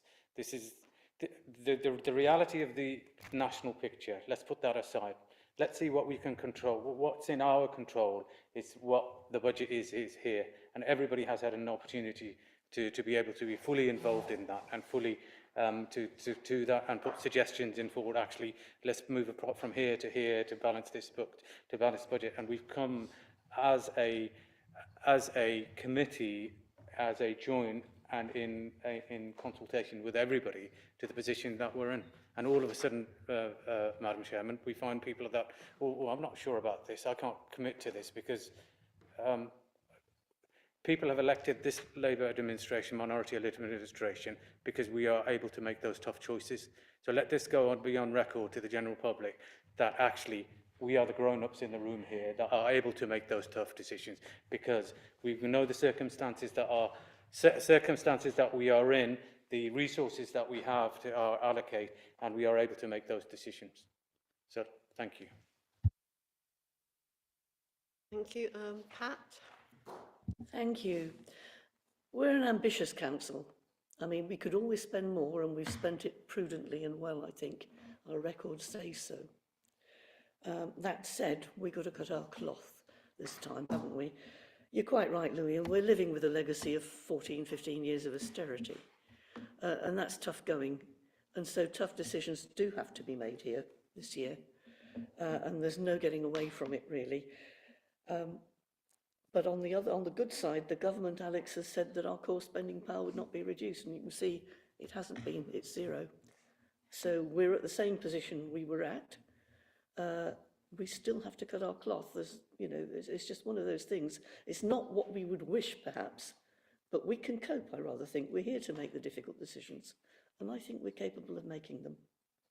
Thank you. Thank you. Karen?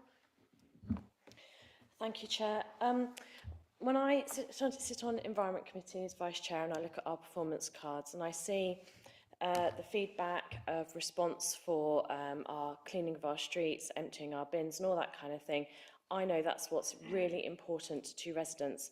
And I think the reluctance at the moment from this side of the room is that in the financial sustainability plan, we haven't seen any operational detail of operational impact.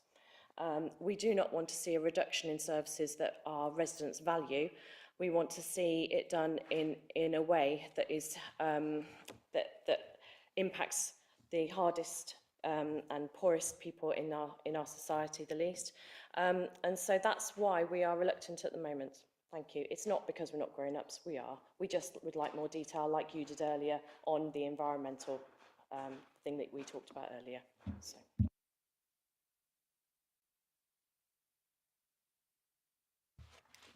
Thank you. David? Thank you, Chair, through you. I think in terms of the financial sustainability proposals, officers will take those forward and implement those. We are not going to be coming back to committee for every decision. That's the responsibility of me as Head of Paid Service and the responsibility of the leadership team to make sure we've got a balanced budget. However, having said that, if there are any situations where we believe there will be a material change in any of our frontline services, we will come back to members. At this stage, we don't believe that there are going to be any material changes in our frontline services. If that becomes different, we will come back to members. You know, it's not in any of our interests, officers or members, to put people in difficult positions or get them in a doorstep situation with regard to services, particularly those that are in the public domain. So as it stands, we will take forward the proposals. It is, as members understand, difficult. It's not easy, and it's not something we will enjoy doing in terms of reducing costs. But senior officers will take the responsibility for delivery of the financial savings that we've set out here in the plan. And just to reiterate, if there are any suggestions of material changes to services, we will liaise with members before making the final decision. Thank you. Thank you very much. Any other comments or suggestions? It is difficult. Being in power is difficult. There are risks going forward. There are assumptions within it. It's difficult to know exactly how all of these things will play out. I think we also need to be, and we are an ambitious council, and the lists of projects and the challenges here are very significant. We do have to be extremely careful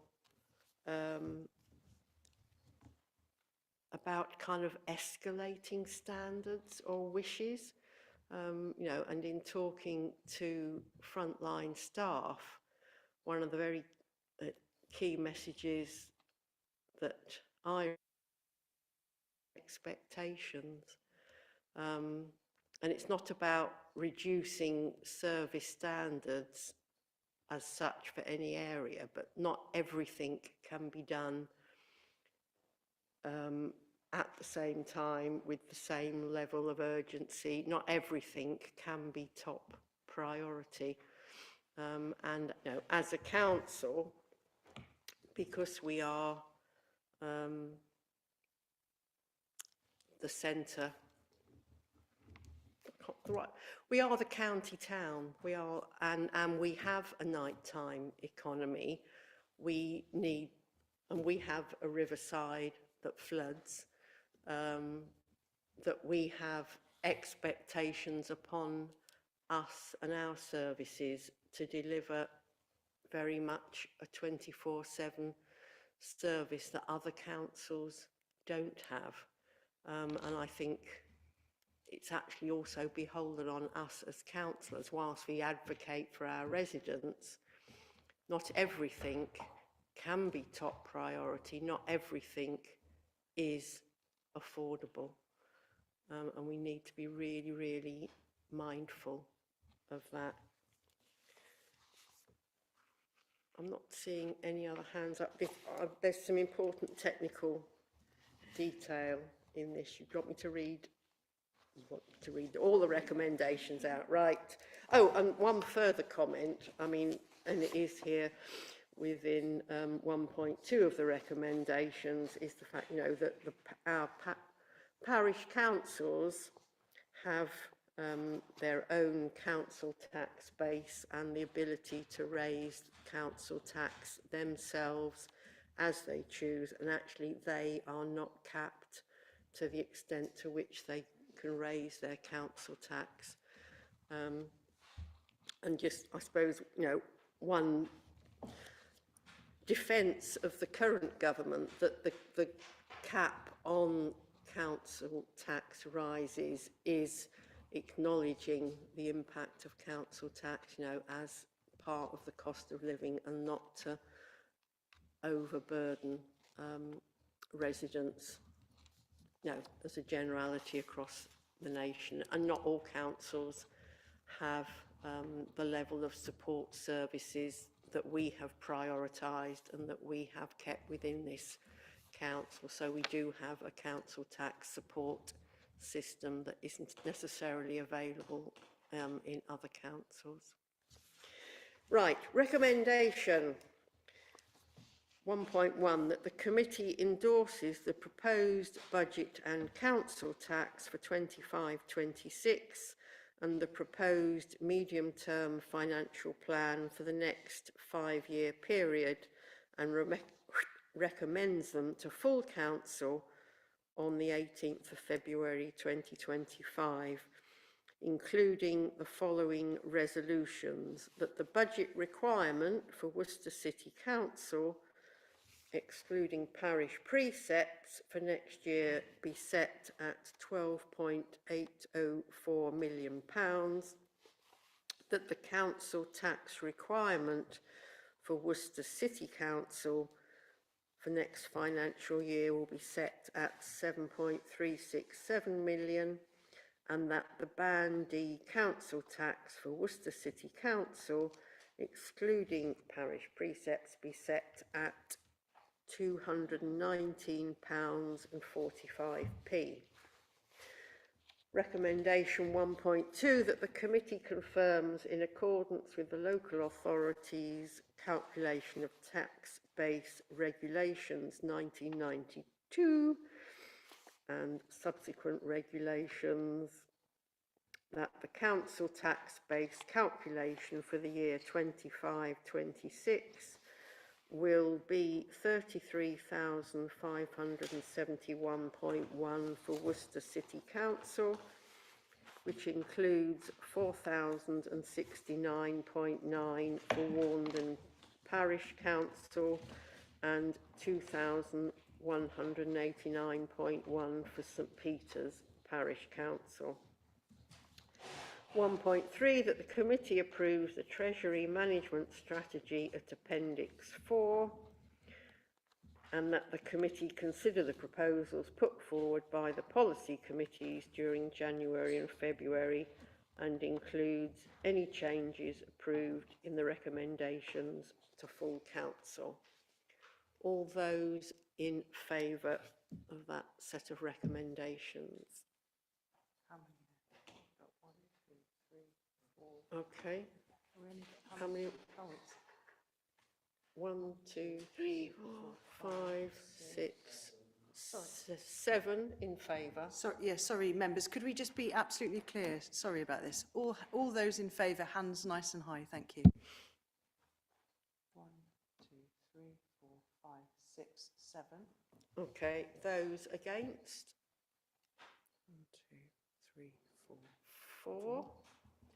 4. And abstentions? 2. So that is carried. Thank you very much.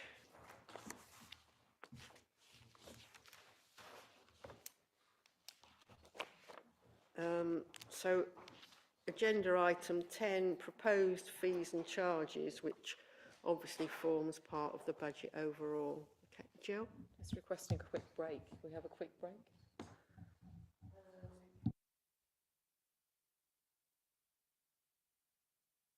I was kind of hoping that the end was sufficiently in sight not to. Maybe just have 10-minute break?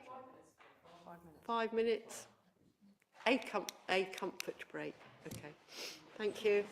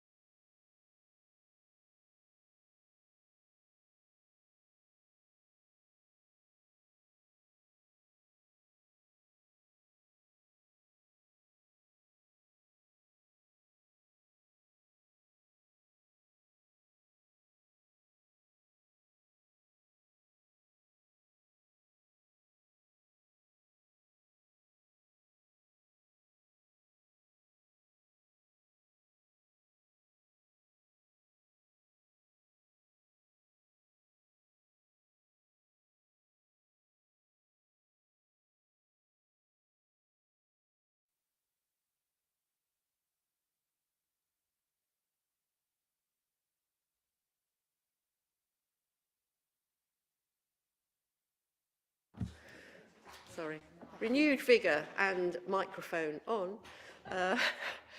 The end of the agenda is in sight, nearly. Item 10, proposed fees and charges, which is obviously part of the overall financial position. Who's talking to this? Kathy? Thank you, Chair. So the committee is asked to review the proposed schedule of fees and charges for 25-26 and recommend their approval to full council on the 18th of February. The proposed schedule of fees and charges is set out in Appendix 1, and this shows you the existing and the proposed charges and the differences between the two, both in value and percentage.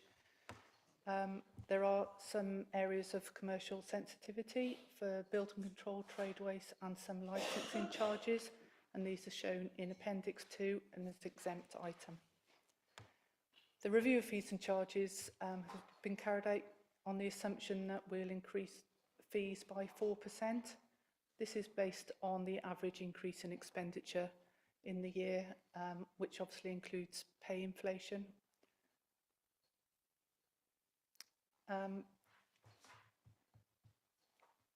There are some exceptions to the fees and charges, and these are discussed in points 3.5 onwards in section 3 of the report. There's an awful lot of detail in the report, and I'm not proposing to go through it all line by line. So I'll pass over to David because he wants to say a few words, and then I'll take any questions. Thank you. Thank you, Chair. Through you, just one proposed amendment. The eagle-eyed of you will see under City Museum and Art Gallery, about halfway down, in this report there is a proposal for Worcester non-resident admission fee of £2.50. Officers will withdraw that from this meeting in order for the museum's Joint Management Committee to consider that before bringing it back to Council. Thank you. Thank you. Adrian, do you want to follow up specifically on that? On that particularly, yeah. The next Joint Museums is not until the 6th of March, which is past our budget setting. So when would we, as a museum, last week as Vice Chair of the committee, be able to impose such a charge were it to be agreed? Would it delay that imposition because it hadn't been approved by this City Council? The short answer is yes. It would be delayed, but that's giving due respect to the Joint Museums Committee to consider the matter. As you'll see, it's a relatively small amount, so any delay between now and that decision is not going to make a material difference. There are also some other exhibitions that are chargeable events, as been mentioned previously. We are looking to increase our once a year ticketed events, so those are programmed anyway. So I don't think this should be causing any concern. Would we need to wait until next year's budget setting? No. We could I think introduce we can do it. We can do it in year. It won't mean that we've got to miss a whole cycle. Sorry, I didn't clearly understand the question. Yeah, that's the answer. Thank you. Okay, thank you. I've got Hannah. You're okay now. We've covered what you wanted to raise. Jill. Thank you, Chair. I'm just wondering why page 75 it's on a pink paper, but there's no actual figures on it. How secret is that information?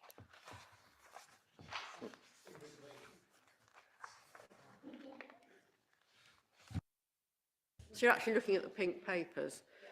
Don't expect any figures to be discussed naturally, but I'm just answering in general a question.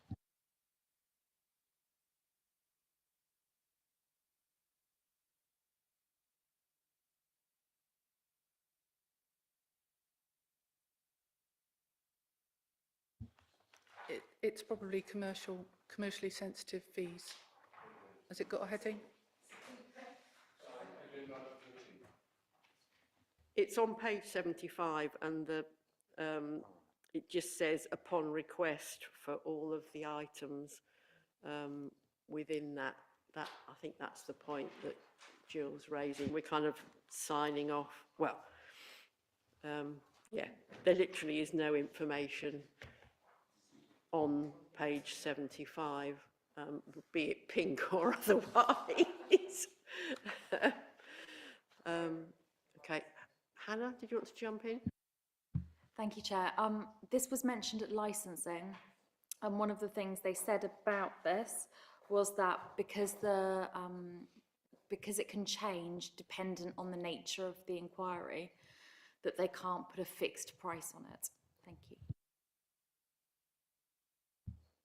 Okay. I think since it is on pink papers, we probably can't pursue it any further while the live stream is running. Now, I think Louis, you wanted to come in? Yeah, thank you, Chair. I just want to, I think it's worth focusing on the allotment fees because they are not going up this year. But I wanted for councillors who don't sit on Environment Committee to know that we actually had our annual allotment report at the last committee, which was on Tuesday the 28th of January, because what we've got in there is in the appendix we've got an allotment sites in focus, which includes allotments in lots of people's wards and information on the projects that have been going on there in the last year. And you will see that officers have been working very hard, actually. Lots of really good projects going on. So thank you for that. But I think residents will appreciate that we are not putting up the charge on allotments this year. Thank you. Yes, I think some of us have PTSD from the allotment charges from last year. I recall some of it well. Thank you for drawing attention to a positive development. Thank you. Louis? Yes. Looking at the fees and charges, there's obviously quite a few things which are 0 and some that are 4%, some that are 6% and so on. But one area that did sort of attract my eye was, I think we call it bulky waste. It's the neighbourhood team, general waste, picking up things like mattresses and armchairs and stuff. The charges there are going up by about 22 or 23%. I just wanted to get a feeling from officers what the reason was behind those, why there was so much more than the rest of the fee increases. I guess there's probably been some benchmarking going on, if you could give some reassurance on that. But also, obviously, many people might be concerned that it might encourage fly tipping and things like that as well if its costs are too high. So if you could comment on that. And then the last thing on this is if you could refresh my memory about how we handle those on low incomes and how much they pay for this service as well. Thank you. Thanks, Chair. So this increase is in line with the previous decision taken by this committee. So in September 2023, this committee approved a free concession for bulky waste collections. And at the time, we reported to committee that the service was being heavily subsidised by the council. So part of the decision was in applying a free concession, we would also increase the fees over the next couple of years to those who were paying customers in order to move the service to full cost recovery. So this is just another increase along that line. So that gives you an explanation for the fee increase. Just in respect of the concession, as I say, anybody in receipt of a means tested benefit, and there are a couple of other ones which I can't quite recall, obtain a free bulky waste service. In terms of the impact on fly tipping, we've not seen it via our numbers so far. And obviously those who are able, who've got a vehicle, and there are also obviously 2 household waste recycling centres as well that the waste can be taken to. So we'll keep an eye on that. As you say, it does have some potential, but we're not seeing it so far. Good, thank you. Jill? Just wanted to come back on that, if I may. I think the council's fly tipping figures exclude land that isn't council land. And I've been delivering Goldsmiths Road today, and I've got 4 reports to send when I get home. Just Goldsmiths Road. That's citizen land, so that doesn't get counted, is my understanding. Even though the same people who are dumping the rubbish, or some of them, could pay for a service from the council. So the numbers I refer to are the numbers of fly tips reported to the council. So whether that be private land, public land, social housing land, if it's reported to us, we will count it. What we wouldn't do if it's on social land, as you well know, Councillor Zira, is move it. That's the responsibility of the social landlord. So, sorry, Lloyd, just to clarify, so if there is fly tipping on land belonging to social landlords, if it's reported to the council, it counts within our fly tipping, and then it would be up to the social landlord to clear it. I mean, we did have a meeting with the social landlords last summer, and it was kind of a high priority on both sides within that to look at the potential for joint working. Has it been possible to make any progress with that? Being honest, Chair, no, we haven't made huge amounts of progress, but it is something that's on the work plan for this coming year. So I'd like to think that we can get back into those conversations and try and come together in some way. What that looks like, I couldn't start the sketch out, but it is on the plan for this year. Yeah, I think it's the potential for a kind of a win-win, you know, in lots of ways for ourselves and for the social landlords. When people talk about confusion between two-tier councils, there's actually kind of a third tier as to which bit of land is which with regard to the social landlords. So yeah, thank you for that conversation. Hopefully we can manage to progress that next financial year. Any other comments or question on the fees and charges? I do think, you know, paragraph 3.11 with regard to the museum and art gallery and the commandery indicates the kind of the tricky balance, isn't it, between keeping our museums free and open to our residents and income generation. And I think our staff and the museum staff have done a particularly good job on retaining that balance. And again, I do think it's important to point out we are continuing to support our museums, and they are really important part of our physical assets as well as our cultural assets. And they are valued by us, and valued by visitors and our residents and that live around us. Steve? Thank you, Chair.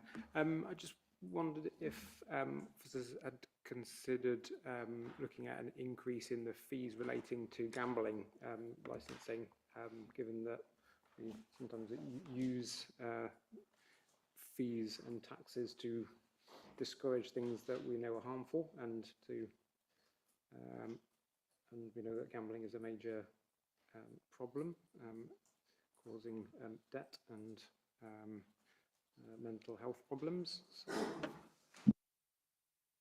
Chair, those fees are set nationally, so we have no control over those fees.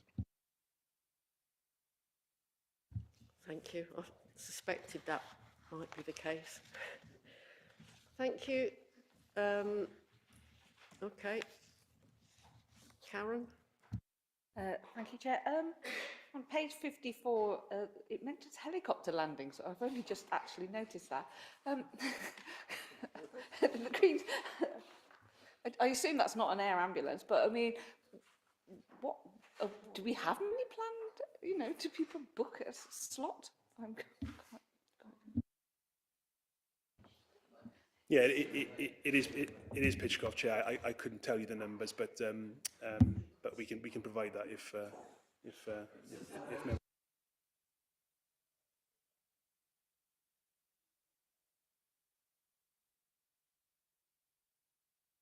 We can't have just anybody landing, you know, unannounced. I mean, it is there is a huge amount of detail, and you know, and it is a challenge, isn't it, to our financial management, the level of detail. Now, whippet racing actually kind of popped out at me, and again, these are not everyday concerns for all of us, but it is important if people want to use our facilities that they are appropriately charged. Jabba, did you want to come in? Okay, all right, Hannah, again. Thank you, Chair. I'd really like to highlight the work that the Guildhall Services team have done for weddings. There can't be many places in the country where you can get married in the cells, and such beautiful buildings as the Guildhall. So I noticed they've done a range of packages which would suit different budgets and different people. So I'd really like to commend them on that work. Thank you. Thank you. Yeah, getting married in a cell without being incarcerated. I think we need to actually come to making a decision rather than sort of entertaining ourselves with the detail here. So the recommendation is that the committee reviews the proposed schedule of fees and charges for next financial year and recommends its approval by full council on the 18th of February. With the one amendment of withdrawing the reference to charging the museum for non-residents. Okay, all those in favour? That's unanimous. Well done. Thank you. And then we have a referral report from Environment Committee.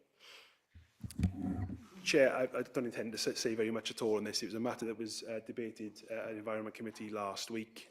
The money for the trucks is coming from the Capital DEFRA grant that we've received, and that will leave us some money in there to be able to apply to food caddies and communal bins. So the fact we're taking it from a capital grant means it has no revenue pressure for us, either MRP or borrowing. And at this time, given the practical difficulties with regards to electric vehicles, charging infrastructure, and similar for hydrogen, we will be pursuing diesel trucks at this time. So I'll leave that there, Chair. Happy to take any questions.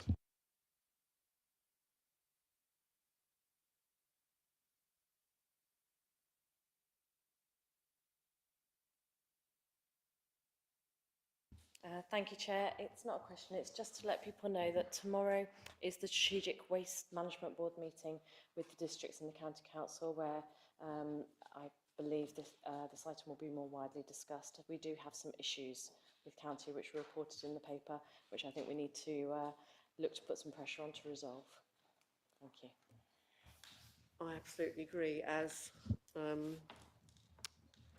this council's representative at Worcestershire Leaders Board, and have been in that room for approaching 2 years now, circular conversations and the difficulty of the dialogue between district councils as waste collection authorities and the county council as the waste disposal authority is being hugely problematic and very difficult.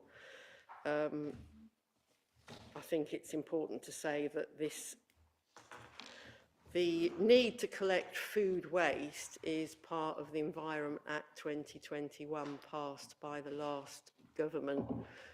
So we have a legal obligation to move towards that, ideally, to have that in place for April next year.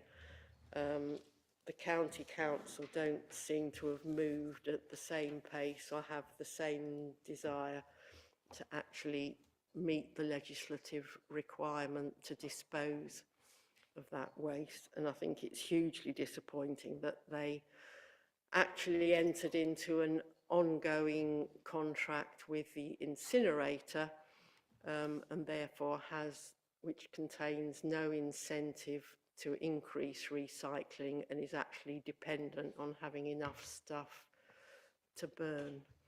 It is one of the challenges of two-tier authorities, and in which Worcestershire County Council is letting down our residents and what we wish to do. Javi, you wanted to come in before we move the recommendations? Yeah, thank you, Chair. Thank you for the report. I just really wanted to understand what the urgency of this was now that we hear members talk about the climate emergency. We have declared a climate emergency. We know we looked at extreme options for electric in terms of that. And I really want to be sure that we have explored all other options in terms of hydrogen, in terms of biofuel, that we're taking this decision to go down the diesel route now. As you know, Chair, we've talked to some companies in terms of hydrogen and the possibilities of being able to realise that, whether it be to be able to retrofit some of our existing vehicles or to get new vehicles on that basis. So those options are out there. And I just want to really be assured that they've been fully explored, fully costed, and that they're not suitable for us before we take this decision. Because I think it's a really important decision. We've got a significant amount of money to spend on vehicles that are going to be lasting us probably 10, 12 years, maybe slightly less than that in terms of that. And actually, if there's an emergency and we've got a deadline and we're all going food waste, it just seems just nonsensical to be going down the diesel route at this stage. Thank you, Chair. So the life of our trucks will be 7 years. That will be the maximum life of them. And the money we've had from the capital grant from DEFRA assumes the trucks will be diesel. We've presented to members before the cost of trucks that are non-fossil fuel. They are extremely high, and they show no signs of coming down in price. There are also practical difficulties around, mileage and these sorts of things related to those other solutions. We have started to have a conversation with the company regarding hydrogen. We believe there is one council operating a small number of hydrogen vehicles, but certainly not a full fleet. And one of the difficulties around hydrogen is storage and being able to refill trucks. So we have started to have conversations. We will continue to have them, but at this point, given where we are and given the government's deadline to implement a service, then at this point in time, diesel is the only option for us. Now, what we are looking into, and we'll continue to look into, and again, it's a report that we'll bring back to Environment Committee, hopefully in the next couple of committee cycles, is use of HVO, so it's an alternative fuel that has less of a carbon impact. So that's where we want to go in respect of our trucks. There will be an environmental benefit. Won't be as much as hydrogen or electric, but we can, as a council, I'm absolutely sure, derive some sort of benefit from an alternative fuel source.